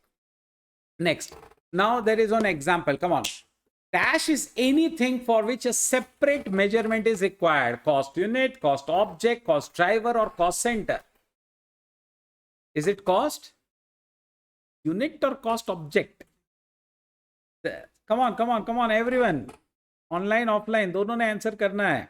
Dash is anything for which a separate measurement is required. We have only studied cost object till now. जिसके लिए आपको कॉस्ट निकालना है, मुझे अगर बॉटल के लिए कॉस्ट निकालना है तो ये बॉटल मेरे लिए क्या है? ये और कुछ नहीं, ये कॉस्ट ऑब्जेक्ट है। ठीक है? ये कॉस्ट ऑब्जेक्ट है। सुमेध, राहुल, आप लोगों के आंसर सही है। और अब बात करते हैं कि what exactly is cost unit then. अगर ये कॉस्ट ऑब्जेक्ट है तो what exactly is cost unit then? ठीक है? तो कॉस्ट यूनिट बोले तो जिसके लिए निकालना है आपको, पर बॉटल निकालना है क्या? आपको बॉटल का निकालना है, ठीक है, लेकिन पर बॉटल निकालना है कि पर 100 बॉटल्स निकालना है? ठीक है? या पर 1000 बॉटल्स निकालना है? मुझे अगर खर्चा निकालना है मेरा, तो मुझे पर स्टूडेंट निकालना चाहिए, पर बैच निकालना चाहिए, पर आर निकालना चाहिए? एग्जैक्टली ऐसे। मतलब कौन से यूनिट में मैं मेरा खर्चा एक्सप्रेस करूं, समझ रहे हैं आप बात को? So that is nothing but cost unit. See, it is a unit और प्रोडक्ट, सर्विस, ऑल टाइम और a combination of this in relation to which cost may be ascertained और एक्सप्रेस्ड. जिसके लिए आपको कॉस्ट निकालना है वो एक यूनिट हो सकता है. यूनिट किसका? प्रोडक्ट का हो सकता है, सर्विस का हो सकता है, टाइम बेस्ड भी हो सकता है, per hour, like that. Okay, तो जिस यूनिट में आपको कॉस्ट को एक्सप्रेस करना है उसे कॉस्ट यूनिट कहते हैं. समझ रहे हैं आप? जिस यूनिट में आपको एक्सप्रेस करना है उसे कॉस्ट ये कहते हैं. मेरी वाइफ नॉर्मली जब सब्जी लेने जाती है, मैंने कभी नहीं सुना कि सर, मैंने कभी नहीं सुना कि भैया 2 लीटर मेथी दे दो. 2 लीटर मेथी. क्यों? मेथी किस में आएगी? वो जूड़ी में आएगी, है ना? क्या हम लोग ऐसा बोल सकते हैं कि 2 kg पोटैटोज दे दो? प्रॉपर है? 2 लीटर पोटैटो बोल सकते हैं? नहीं. तो कुछ सेट स्टैंडर्ड्स हैं जिसमें हम लोग कॉस्ट एक्सप्रेस करते हैं, है ना? कुछ सेट स्टैंडर्ड्स है जिसमें हम कॉस्ट एक्सप्रेस करते हैं. वैसे मुझे एक बात बताओ, 2 किलो दूध, 2 किलो दूध, वैसे एक बात बताऊं आपको, नॉर्मली महाराष्ट्र में हम लोग दूध वगैरह, मिल्क वगैरह जो है ना, वो लीटर्स में लेते हैं, राइट? लेकिन आपको स्ट्रेंज लगेगा ये जानने में, मेरा ससुराल छत्तीसगढ़ का है, इसीलिए मुझे अच्छे से पता है. वहां पे वो लोग है ना, किलो में ही बोलते हैं उसको. एक्चुअली मैं खुद स्ट्रेंज हो गया था. वो दूध वाला आया, उनको बोले भैया 2 किलो दो आज. दूध कैसे 2 किलो में होता है? मतलब नॉर्मली अंडरस्टैंड, वो लीटर्स में ही होना चाहिए ना, लेकिन वो लोग वहां पे वैसे ही बोलते हैं उसे. वो एक ये डाला ना, वो बोलते 1 किलो हो गया, 2 किलो हो गया, लाइक दैट. ठीक है? Normally what we express in it as is the litres. So cost units are usually the units of physical measurement like number, weight, area, volume, length, time, value. अब मैं आपको कुछ चीजें लिखाते जाता हूं, ठीक है, जो बहुत इंपॉर्टेंट है और जो आपको बाद में दिक्कत दे सकती है कि कॉस्ट ऑब्जेक्ट क्या था और कॉस्ट यूनिट क्या था. ठीक है? मैं शॉर्ट में लिखाऊंगा, एकदम शॉर्ट में. ठीक है? नोट्स एनी चीज आपको मिलने वाली है, सो नॉट अ प्रॉब्लम, है ना? Come on, write down. Cost object लिखिए पहला. Cost object, cost object, everybody, online offline सबने लिखना है. Cost object. कॉस्ट यूनिट के ऊपर मैं आपको बहुत सारे क्वेश्चंस पूछने वाला हूं, ऐसा समझ के चलिए. कॉस्ट यूनिट के ऊपर 18 to 19 मैं अलग अलग इंडस्ट्री के आपको कॉस्ट यूनिट्स पूछूंगा. ठीक है? तो ध्यान में रखिए, 18-19 क्वेश्चंस हम लोग इसमें करने वाले हैं. पहले आप कॉस्ट ऑब्जेक्ट हेडिंग डालिए.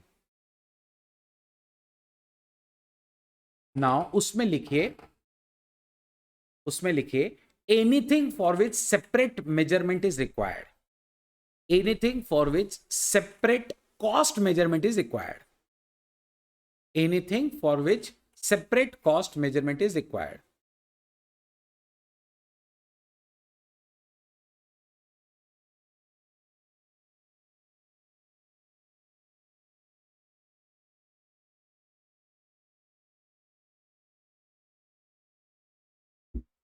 Anything for which a separate cost measurement is required. अब आप उसमें आगे लिखेंगे example. if we want to find the cost of bottle, if we want to find the cost of the bottle, bottle is the cost object. If we want to find the cost of the bottle, bottle is the cost object.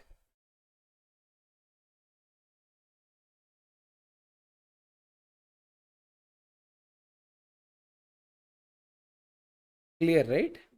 Okay. Now अगले इसमें cost units.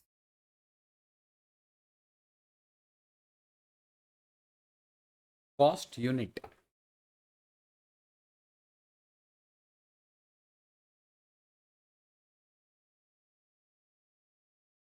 if we want to find if we want to find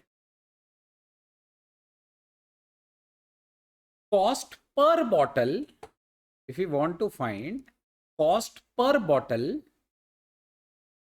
comma,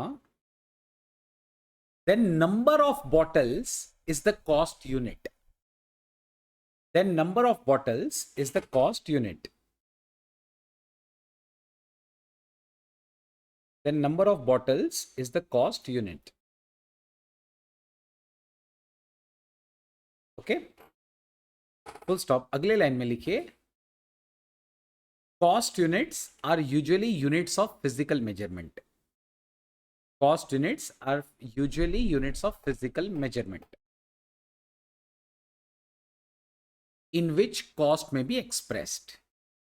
Units of physical measurement in which cost may be expressed.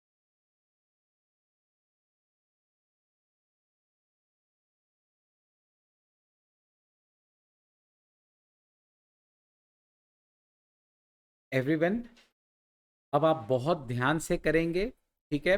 अब मैं आपको एक list देने वाला हूं यहाँ पर, और वो लिस्ट के काफ़ी सारे एग्जाम्पल्स आते हैं। तो वो लिस्ट ऐसे तो आपको नोट्स में है, लेकिन फिर भी मैं आपको चाहूँगा कि आप ये अपने बुक में भी लिखें, ठीक है। ध्यान में रखिए। चलो एक एक करके हम लोग बनाएंगे। इंडस्ट्री कॉस्ट यूनिट बेसिस, बेटा ज़्यादा है एग्जाम्पल्स, ध्यान में रखिएगा। Total examples can be around 20-25। Okay, ध्यान में रखो। Make 2 columns, industry and cost unit basis. इसके ऊपर बहुत सारे क्वेश्चंस है, 16-17 क्वेश्चंस तो मैं खुद ही पूछने वाला हूं आपको। Industry cost unit basis, industry cost unit basis. Make 2 columns बेटा, और फटाफट फटाफट इसे लिखते चलेंगे, है ना। ऑटोमोबाइल, ऑटोमोबाइल, ऑटोमोबाइल के लिए कॉस्ट यूनिट क्या है? सोचो ना, ये जो गाड़ी की कंपनीज होगी, टाटा मोटर्स, मारुति, ये कैसे निकालती होंगी अपना पर car, like so number, understand, number. उनके लिए कॉस्ट यूनिट क्या है? नंबर। सीमेंट, सीमेंट इंडस्ट्री वाले क्या करते हैं? पर टन हो सकता है, पर बैग हो सकता है, केजी नहीं होता नॉर्मली। सीमेंट, सीमेंट में बोरी आती है ना, हाँ वो बोरी आती है, राइट, है ना, वो पूरी वो बैग के हिसाब से होता है, ठीक है। सो पर टन बोलो या पर बैग बोलो। Next, chemicals, chemicals per litre, means litre, gallon, kgs. Okay, short में आप लिखते चलेंगे, है ना, एकदम शॉर्ट में। Litres, gallons, kgs, tons, like that, क्योंकि केमिकल्स भी लीटर्स में लिए जाते हैं। पावर, पावर ये बहुत इंपॉर्टेंट है, इस पे क्वेश्चन आएगा आपको। Power, kilowatt our. What you mean by this kilowatt hour? Number तो समझ में आया, नंबर ऑफ कार्स। टन मतलब पर टन, है ना, 1 ton, 2 ton, 10 ton, like that. Chemical का समझ में आया, 1 litre, 2 litre, 10 litre, like that. लेकिन पावर में कहा गया है किलोवाट आवर, मतलब क्या हुआ?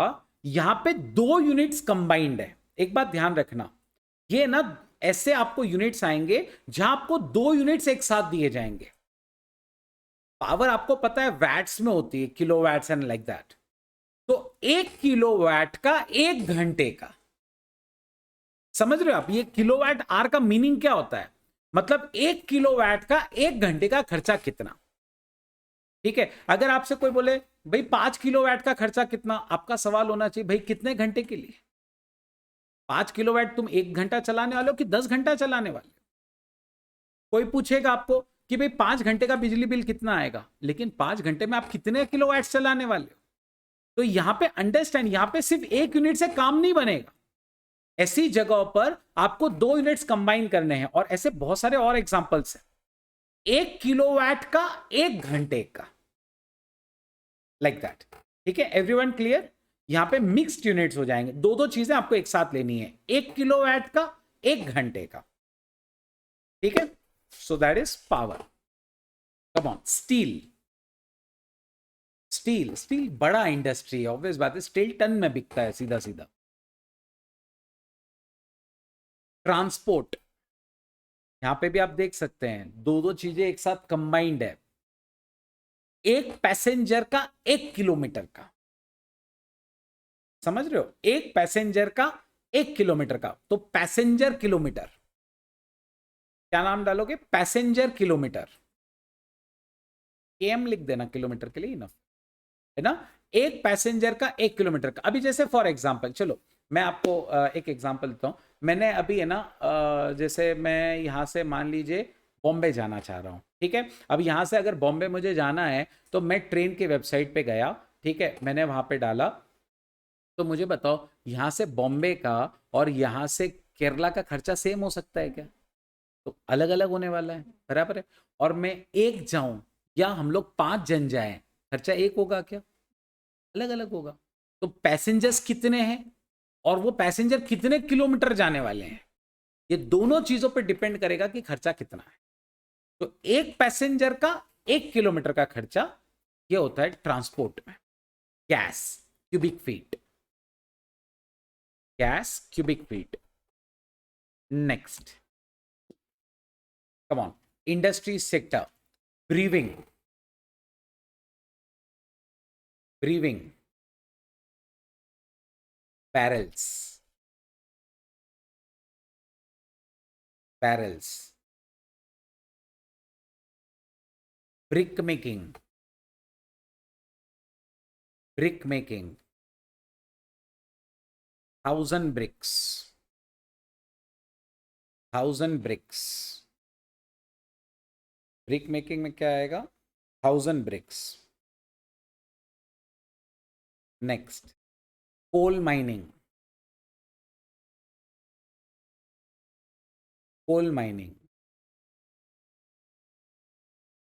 Ton per ton. इलेक्ट्रिसिटी और पावर का सेम ही हो गया, तो आप पावर जहां लिखा है वहीं ऑब्लिक करके इलेक्ट्रिसिटी लिख दो, है ना, जहां पावर लिखा है वहीं इलेक्ट्रिसिटी लिख दो, चल जाएगा। नेक्स्ट, इंजीनियरिंग, इंजीनियरिंग यानी बड़े बड़े प्रोजेक्ट होते हैं जैसे बिल्डिंग बनाना वगैरह ऐसे, तो पर कॉन्ट्रैक्ट या पर जॉब, इंजीनियरिंग बड़े बड़े कॉन्ट्रैक्ट्स जो होते हैं वो वाले। Oil, barrel, ton, litres.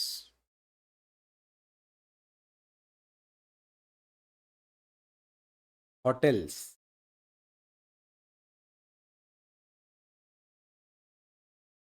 Actually hotel में भी है ना 2 यूनिट होने चाहिए पर रूम पर नाइट, आपको पता होगा वहां पे उसमें वैसा रहता है, तो पर रूम पर नाइट, लाइक दैट। कैटरिंग में मिल्स,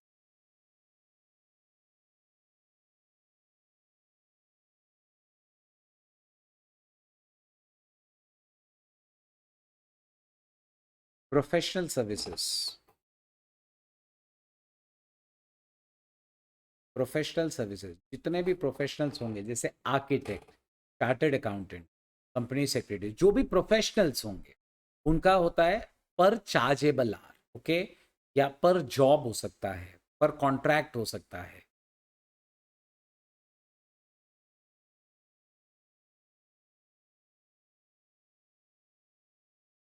एजुकेशन,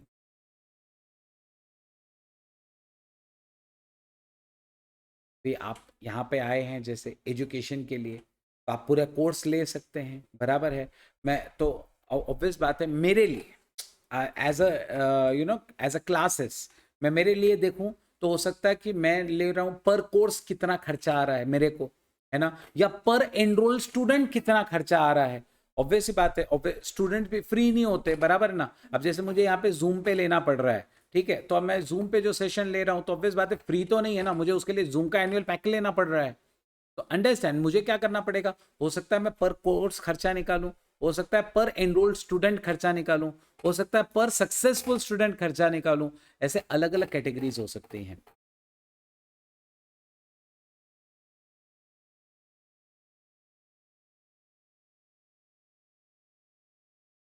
नेक्स्ट है बेटा हॉस्पिटल्स,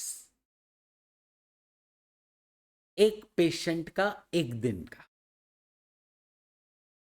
पर पेशेंट डे। इसमें है ना, आपको जब मैं एग्जांपल्स लूंगा ना तो समझ में आने लग जाएगा कि कौन से ज्यादा इंपॉर्टेंट है, ठीक है।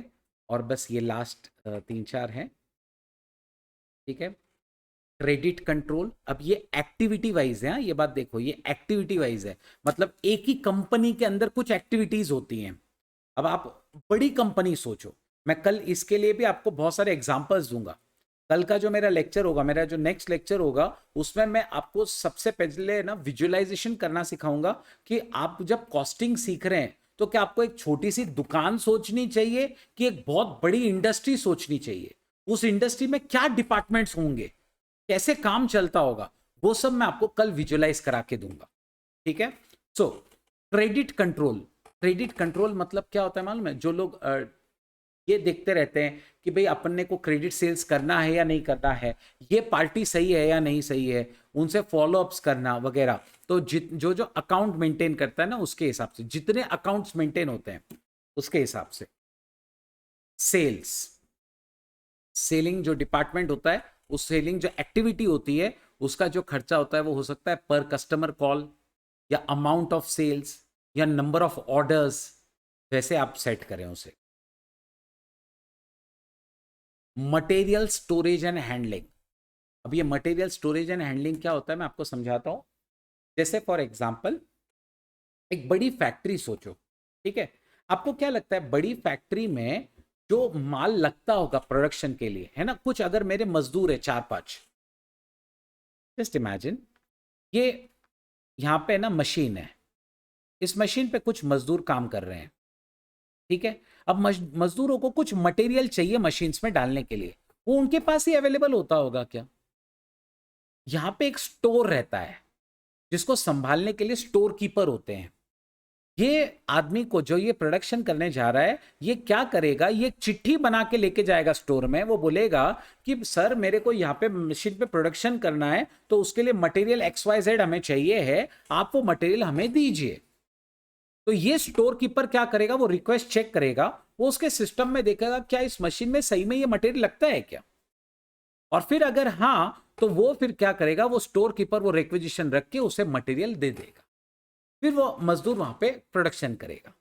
Are you getting the point? तो ये जो मटेरियल स्टोरेज करने वाले लोग हैं, मटेरियल्स हैंडल करने वाले जो लोग हैं, उनके लिए रिक्वेजिशन यूनिट्स कितने उनके पास आए, बराबर रिसीव हुए, कितना उन्होंने मटेरियल मूवमेंट किया, कितने पैसे, मतलब पैसे का माल आया गया, उसके हिसाब से वो सेट किया जा सकता है, ठीक है। And last is personnel administration. Personnel administration मतलब कंपनी का HR डिपार्टमेंट। कंपनी में देखो, बड़ी कंपनीज में, अब जैसे मैंने आपसे कहा मैं PwC में था, मैं अकेला था क्या? मेरे जैसे हजारों एम्प्लॉयज थे वहां, और रोज नए आते थे, रोज छोड़ के जाते थे, बराबर ना, मैंने भी छोड़ा आखिर। तो रोज नए आते, रोज नए जाते हैं, तो उनके रिकॉर्ड्स मेंटेन करने के लिए भी एक डिपार्टमेंट होता है, तो उसका हिस्सा, उसका कैलकुलेशन आप पर पर्सनल रिकॉर्ड कर सकते हैं। Everybody clear till now? कोई भी डाउट्स? अब मैं आपसे बहुत सारे एग्जांपल्स पूछूंगा, कोई भी डाउट बेटा? ऑफलाइन में तो नहीं है, ऑनलाइन में किसी को कोई क्वेरी? तो ऑफलाइन में तो कोई दिक्कत नहीं है, ऑनलाइन में किसी को कोई क्वेरीज हो तो पूछो। Very good, very good, very good. Gunjan, Sumedh, बढ़िया। किसी को कुछ भी क्वेरी हो बेझिझक पूछना है ना, बिंदास अनम्यूट करके पूछ सकते हैं। चलो अब मैं आपसे एक एक करके एग्जांपल्स पूछता हूं। Come on, question number 7। Reference यही देना बेटा, नोट्स में भी यही रेफरेंस मिलेगा आपको, यही क्वेश्चंस मिलेंगे। Cost units used in the power sector is what? Kilometre, kilowatt hour, number of electric points या number of hours? Which option is the correct option? Sumedh, Venkatesh? Yes, बिल्कुल सही है। यहाँ पे ऑफलाइन में भी सबका सही है और ऑनलाइन में सबका सही है। जय, आपका भी सही है। That is kilowatt per hour. Okay, that is kilowatt per hour. Okay, next. Okay, अब मैं आपको कुछ इंडस्ट्रीज देता हूं, आपको बताना है उसका यूनिट कॉस्ट क्या है, ठीक है। ये मेरा आज का आखिरी टॉपिक है, ठीक है। क्यों? आज हम लोग स्टार्ट किए हैं जस्ट, तो पहला थोड़ा सा लाइट रखते हैं, है ना, एकदम स्ट्रेच नहीं करते हैं।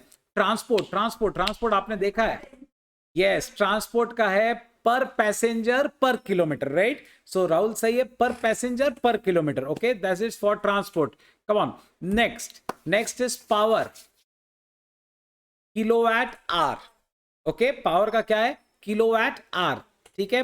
Let's do the next one, come on. ये वाला मैं ऑनलाइन वालों से चाहूंगा, ठीक है? So I will be waiting for the answers, come on online वाले। होटल, कम ऑन सारे ऑनलाइन वाले बच्चे बेटा आंसर करिए, कम ऑन। होटल का क्या आंसर आएगा? होटल का क्या था कॉस्ट यूनिट? यस यस बोलिए। यस, पर रूम पर डे। वैसे वहां पे नोट्स में आपको सिर्फ पर रूम दिया है, वो एक्चुअली आपके स्टडी मटेरियल में वैसा था, ठीक है? नहीं तो सही उसका होता है पर रूम पर डे, ठीक है? तो जैसे अगर हम लोग होटल में गए और आपने बोला कि भाई मेरे को रूम चाहिए, वो पूछेगा आपको कितने दिन के लिए और कितने रूम्स चाहिए, कितने लोग हैं, इस तरीके से। तो एक्चुअली उसका आंसर होना चाहिए पर रूम पर डे। तो मैं आपको सजेस्ट करूंगा, अगर ये आपके एग्जाम्स में आ जाता है तो आप पर रूम तो लिखो ही जो उन्होंने दिया हुआ है आपके स्टडी मटेरियल ने, लेकिन उसको ऑब्लिक करके ये भी लिखना पर रूम पर डे, ठीक है? ये भी एकदम सही है। कम ऑन नेक्स्ट वन। यहाँ पे मेरे पास देखिए ऑनलाइन में राहुल, वेंकटेश, जय, ठीक है, सुमेध, आप सबके आंसर्स बराबर थे। Yes, next is hospital, per patient day. Yes, per patient per day, okay, per patient per day. Come on, steel, steel, yes, steel has to be done in tons, right? Steel जो है वो ton में आएगा। Next, कोल, कोल, आपने लिखा है कोल? Yes, ton में ही आना है, कोल भी टन में ही आने वाला है। कोल एक बड़ा यूनिट है, टन में ही जाता है, अंडरस्टैंड? ठीक है राहुल, आपका जवाब सही है, कोल भी टन में आएगा। बाइसिकल्स, यस, देखते हैं ऑनलाइन वाले क्या आंसर कर रहे हैं। बाइसिकल्स का क्या होगा? यस राहुल, सही है आपका जवाब। यस, बिल्कुल सही है आपका भी। जय, आपका भी सही है, ठीक है? सो नंबर ऑफ बाइसिकल्स या पर बाइसिकल, ये हमारा खर्चा होने वाला है, ठीक है? बिल्कुल सही है। Come on, bridge construction, bridge पर जॉब, पर कॉन्ट्रैक्ट, राइट?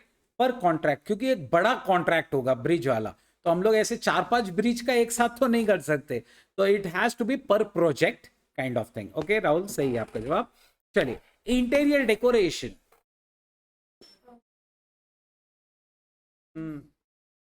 सर्विस से भी अच्छा एक्चुअली, वो आर्किटेक्ट अगर बोलता ना तो पर आर वगैरह आप बोलो तो सही है। एक्चुअली इंटीरियर डेकोरेशन भी प्रोजेक्ट वाइज ही होता है, मतलब एक प्रोजेक्ट जैसा होगा ना, वो जैसा प्रोजेक्ट है, जैसा कॉन्ट्रैक्ट दिया है आर्किटेक्ट को अपन ने इंटीरियर को, वो वैसा ही बनाएगा। गुंजन आपका सही है, पर कॉन्ट्रैक्ट है ना, जैसा कॉन्ट्रैक्ट दिया जाएगा वैसा किया जाएगा, ठीक है? Clear everyone? चल, एडवर्टाइजिंग, एडवर्टाइजिंग, एडवर्टाइजिंग था क्या आपके इसमें लिस्ट में? Day wise, oh not day wise, okay Gunjan, actually है ना, शायद मेरे हिसाब से आप मुझे पर डे इसलिए बोल रहे हैं कि भाई कितने दिन ऐड आएगा उसके हिसाब से आप कह रहे हैं। ओके, यहाँ पे मेरे पास कुछ जवाब आए, पर आर, पर प्रोजेक्ट। एक्चुअली पर कॉन्ट्रैक्ट ज़्यादा सही है, क्योंकि एडवर्टाइजिंग में भी अलग अलग तरीके के कॉन्ट्रैक्ट्स होते हैं, टू बी वेरी फ्रैंक। जैसे अगर हम लोगों ने एडवर्टाइजमेंट दिया कि भाई हमारा टीवी पे ऐड डिस्प्ले होना चाहिए, तो फ्रैक्शन ऑफ सेकंड्स में डिस्प्ले होगा और खत्म होगा। लेकिन हमने नॉर्मली कभी भी जब ऐसा ऐड टीवी पे आता है, कभी आपने देखा कि कोई ऐड सिर्फ एक ही बार आई टीवी पे? ऐड आती है तो कम से कम 15-20 बार, 25 बार, 30 बार ऐड आएगी, बराबर है? तो वो एक पूरा प्रोजेक्ट बनाया जाता है, पूरा एक कॉन्ट्रैक्ट दिया जाता है कि भाई हमारी ऐड 20 टाइम डिस्प्ले होनी चाहिए, उसमें प्राइम टाइम में 3 बार आनी चाहिए, लाइक दैट, है ना? ऐसा हमारा एक पूरा ये कॉन्ट्रैक्ट बनाया जाता है और फिर उसको आंसर किया, ये किया जाता है, ठीक है? Like that. Next, furniture, okay, furniture, furniture का काम पर वैसे ही होगा, है ना? क्योंकि फर्नीचर सब अलग होता है। अब यही देख लो आप, ये वाला जो फर्नीचर है, ऑब्वियस बात है, कोई घर पे रहने वाला ये बनाएगा क्या? घर पे रहने वाला ऐसे ये नहीं बनाने वाला फर्नीचर, राइट? तो अंडरस्टैंड, फर्नीचर भी हर जॉब का अलग होता है, तो ये बिल्कुल पर कॉन्ट्रैक्ट वाले हैं, ठीक है? Brick works, brick works, brick, yes, पर 1000 ब्रिक्स, राइट? पर 1000 ब्रिक्स, तो ये ब्रिक्स वर्क का था, ठीक है? तो आज के लिए हम लोगों ने सिर्फ बेसिक स्टडी किया है, बराबर है? आज हम लोगों ने पूरा बेसिक स्टडी किया। मैंने आपको बताया कॉस्टिंग में हम लोगों को क्या क्या करना है। हमने देखा कि कॉस्टिंग में हम लोगों ने कॉस्ट निकालनी है, डिसीजंस लेने हैं, selling price, price fixation, project करना है या नहीं करना, ये सारे डिसीजंस लेने, ये सब हम लोगों ने कॉस्टिंग में किया। हमने 5 ऑब्जेक्टिव सीखे थे, राइट? 5 ऑब्जेक्टिव्स कौन कौन से थे वो? कॉस्ट निकालना, प्राइस सेलिंग प्राइस सेट करना, प्रॉफिट्स निकालना, कॉस्ट रिडक्शन, कॉस्ट कंट्रोल और मैनेजमेंट डिसीजन मेकिंग। फिर स्टैंडर्ड सेट करना, कॉस्ट कंट्रोल, कॉस्ट रिडक्शन, इसका डिस्टिंक्शन भी हमने किया था, बराबर है। एंड फाइनली हमारे अकाउंटिंग, हमारे एक्चुअल कॉस्टिंग के लिए 2 इंपॉर्टेंट कंसेप्ट हमने सीखे। थ्योरी साइड में रखा ना, तो हमने रियली प्रैक्टिकल ओरिएंटेड 2 कंसेप्ट सीखे। कॉस्ट ऑब्जेक्ट, जिसमें आपको वो प्रोडक्ट चूज करना पड़ेगा कि कॉस्ट किसके लिए निकालनी है, और वो जो आप प्रोडक्ट चूज कर रहे हैं वो कितने होने चाहिए, पर बॉटल चाहिए कि पर 100 बॉटल्स चाहिए, उसे कॉस्ट यूनिट कहा जाएगा।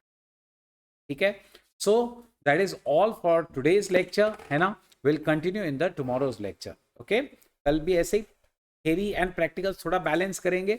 ऑब्वियस बात है, स्टार्ट है कुछ, अभी आप शुरुआत में डेफिनेशंस देख रहे हो तो थोड़ा सा बोर हो सकता है। ठीक है, so thank you so much, I will see you all tomorrow morning. Okay.